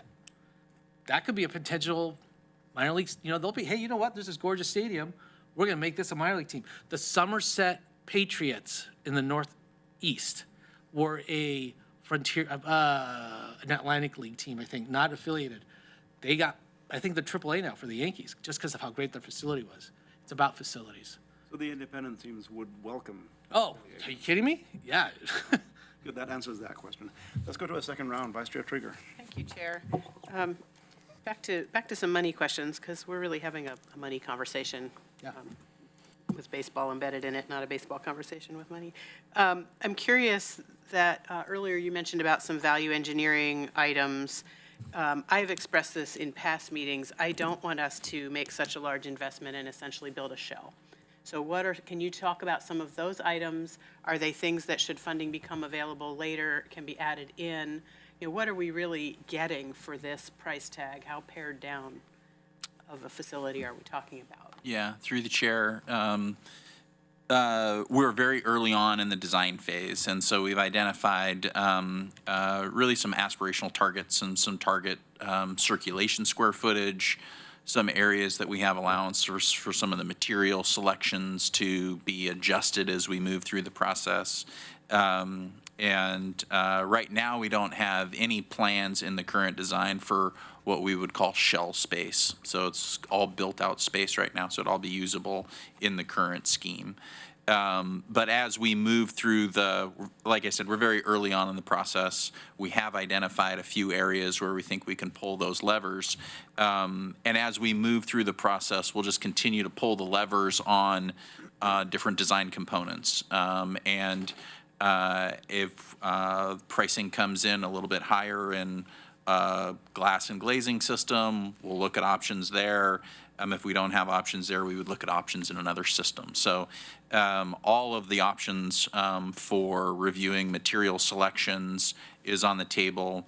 But what we've tried to identify based on our programming documents is a facility that's long-lived, a facility that's durable, a facility that meets the needs of the public and of the M's, but is delivered in a responsible manner to the people that, the citizens that are paying for it. Thank you. If I may, Chair, may sort of group. So this one bleeds a little into design, but we've heard some thoughts about, are you looking at any opportunities where it builds in future opportunity to extend to the west or the south and connect to other amenities or buildings on the site, so that it becomes a it's not so standalone and there's nothing much you can do around it, it just lives. We've talked about we've had other requests from community about other kinds of facilities. Are you building in are there some opportunities there to potentially add on in the future? Yeah, I'll take this, but I can turn it over to Pivot as well. I mean, a couple of key components are, in its orientation in the northwest corner, is really about making sure we got a strong connection to the community. So you got great walk-up access. But then on the east side and the south side, as we talked about the livestock building, and we did look at ways to incorporate that livestock building in the design. It was just so close to the facility, we couldn't figure out a way to incorporate it and maintain the program that we needed and the fire truck access. But as Katie mentioned, it's a great on-grade component because of the soils conditions that we have. You've got great access to open it up to the fair complex and use that space as multi-purpose and really get, there's a double bottom line there of both baseball facility and opening up that facility to the LEC area primarily to the southeast and the east. Thank you. I have just two more if I could. One is a very specific direct question to our administrator, and the other is a little more of a think about it statement if I could. The direct question is sunk costs. Do we know what we've signed contracts with design build and project management. Obviously, hundreds of hours of staff time have gone into meetings and conversations. Do we have a sense of what we've already invested in this possible opportunity? Approximately $700,000 in contractual costs, so that doesn't include, staff costs that are fixed. And then my last question is, we haven't really talked about, because this chicken and egg is the sort of the operating model. We're talking about how do we come up with the capital to build, but there's all kinds of conversations about revenue impact. You mentioned it a little bit in the presentation, right?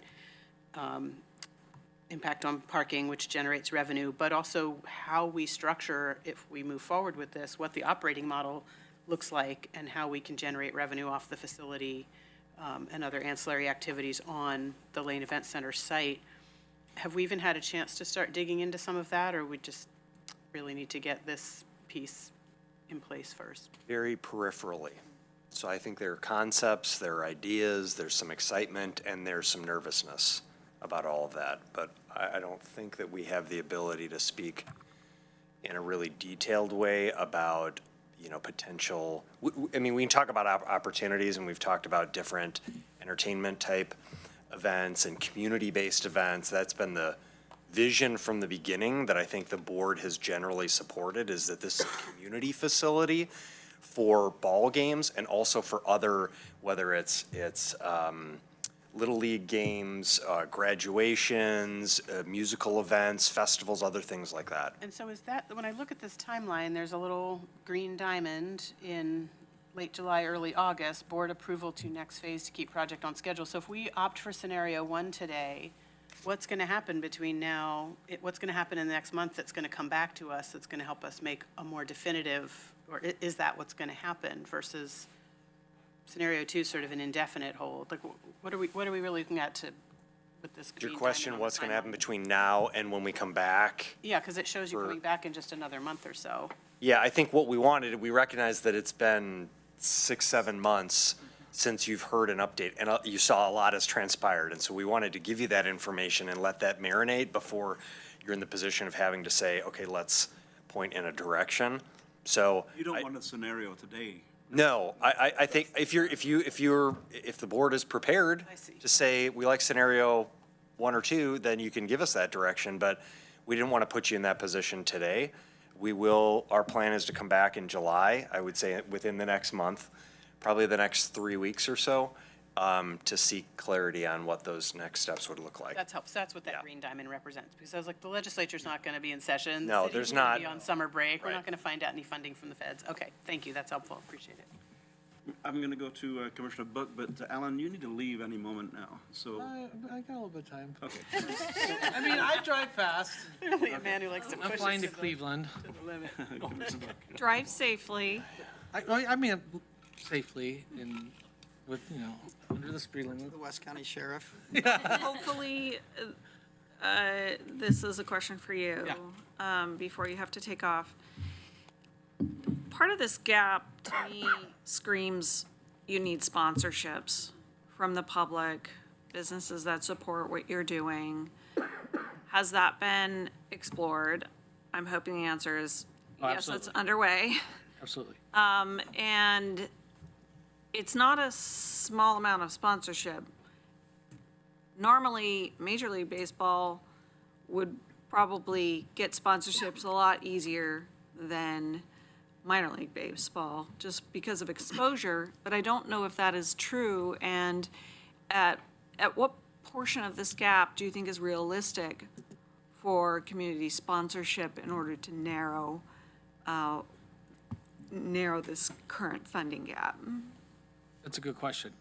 We've been talking to a number of potential naming right partners, and naming right partners can be field rights, could be concourse sponsors. I mean, that seat sponsor. I mean, it's a number of folks, and what that number could be, I don't know. We were looking between probably 10 and 15 million from there. Thank you for saying that, because as you, Chair, were discussing, if we were able to be successful with additional funding, that's if, the gap could be lowered to 17 million.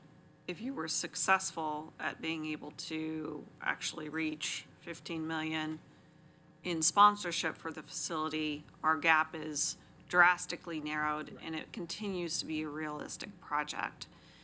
I think it's important for me, as I help make decisions on behalf here of 5 different commissioners in different districts who may think differently about this.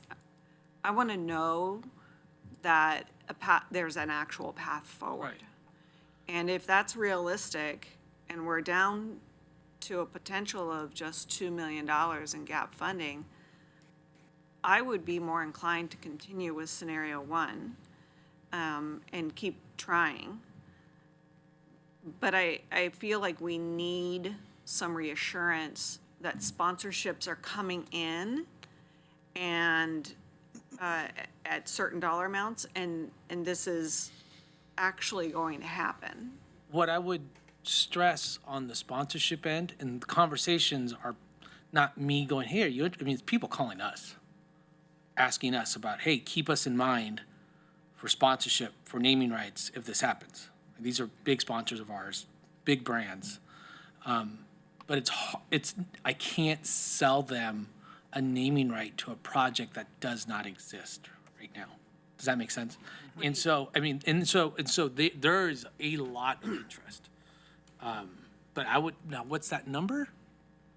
I would say between, field naming rights, stadium, it's probably closer to 15. But not for everything involved. I mean, realistically. What do sponsors need? Do they need a fully built facility? No. I believe they need agreements in place.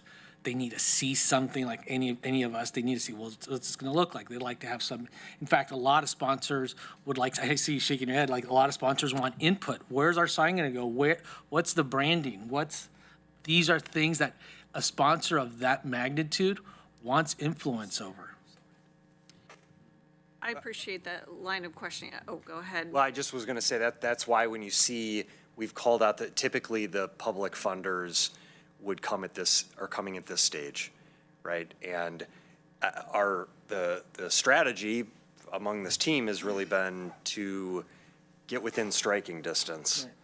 And I think, as Alan said, when in our conversations with the M's, it's been like, if we can get within $10 to $15 million, of closing the gap, we're within striking distance. But we really need more public funding support from state and local partners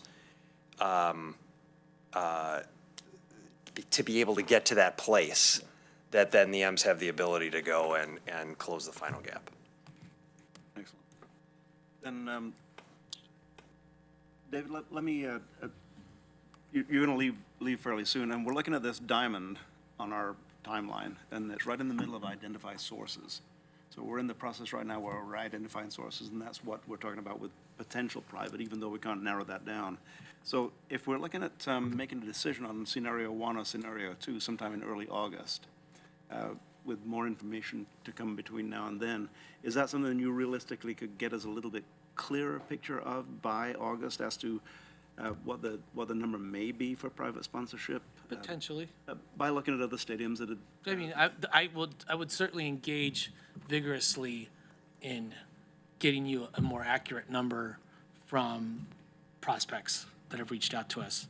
And I can, and potentially, possibly identify. So Under Armour Stadium at Lane County Fairground, okay. Bill wouldn't like that, although he's not putting money. Okay, that's my. But maybe that's a good question idea. that's Sorry. hanging out, because as you're getting ready to leave, in this diamond right here that we're looking at, that's about when we're going to be looking at whether or not we want to continue put up money in this, or face the $300,000 a month.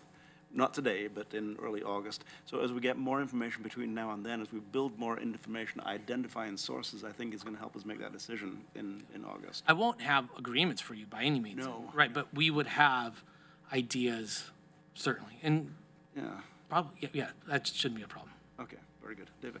You mentioned something too, Alan, that kind of struck my curiosity and my creativity. You said when the M's moved to Civic Stadium, they had to put $1 million into it to retrofit it to do something else. Has there been any creative thinking to facilities that are already in existence, that the amount of money you have in hand would be a closer strike for? Yeah, so people have asked us about PK. I think I touched on that earlier, right? That it's just not going to work at PK. We reached out to university and talked about. Been there, seen that. I agree with you. Yeah. So can't do it. People have talked about the Drifter Stadium, way too small, not enough land, parking. It's impossible. I mean, and we don't have the drawings, but like the infrastructure required for the MLB, PDL, Professional Development Guidelines, are significant, and which is why the project has blown out to 9.5, right, Jess? There's a lot of stuff in there as far as like minimum requirements on how big the locker room needs to be for each team, how big the gym needs to be, Major League Baseball storage, family waiting rooms, secured parking for players, female locker rooms for umpires and players and staff. What's that? Batting area. Batting areas. Those things, they're not remotely close at Hamlin or at PK, frankly. I mean, it would have been very difficult to do it at PK. So which is why we're in this situation. That's becoming clearer to me with the picture of where we're at right now. Other comments from the board, questions or comments? So we're at a point right now where we're going to wait for perhaps more information, identifying sources between now and the first or second week of August. And is that basically what you're looking for today, Ms. Mokraski? Is that we're in the process right now. This is the first we've really heard about the first chance we've had to talk about the actual costs, and the first talk we've had about MLB paying the salaries of the players. So we're not going to say, hey, MLB, give us $17 million. Well, we're giving a lot of money to the players right now, and that's the show. The players are the show. The players are the show, right? That's what Major League Baseball provides. Yeah, precisely. Very good. Okay, then, Commissioner Vice Chair Krieger. Thank you, Chair. Just one simple request for staff. I think the livestock building is that sort of X factor that we hadn't been talking about. And so keeping that separated out or asterisk, just to remind us, I mean, yes, we still have to come up with the same amount of money, but just to remind us that that is not technically part of what it costs to do this project. It is a cost associated with the project, but it's not part of what the project costs, if you know what I mean. So just to my mind, it would be helpful to me, both the demo and the rebuild, and then that's going to lead us into whole other conversations, as Commissioner Lovell mentioned, about we're long overdue for a master plan for the campus writ large. Where's that new facility going to go? Can we have goats and cows in a stadium? I don't know.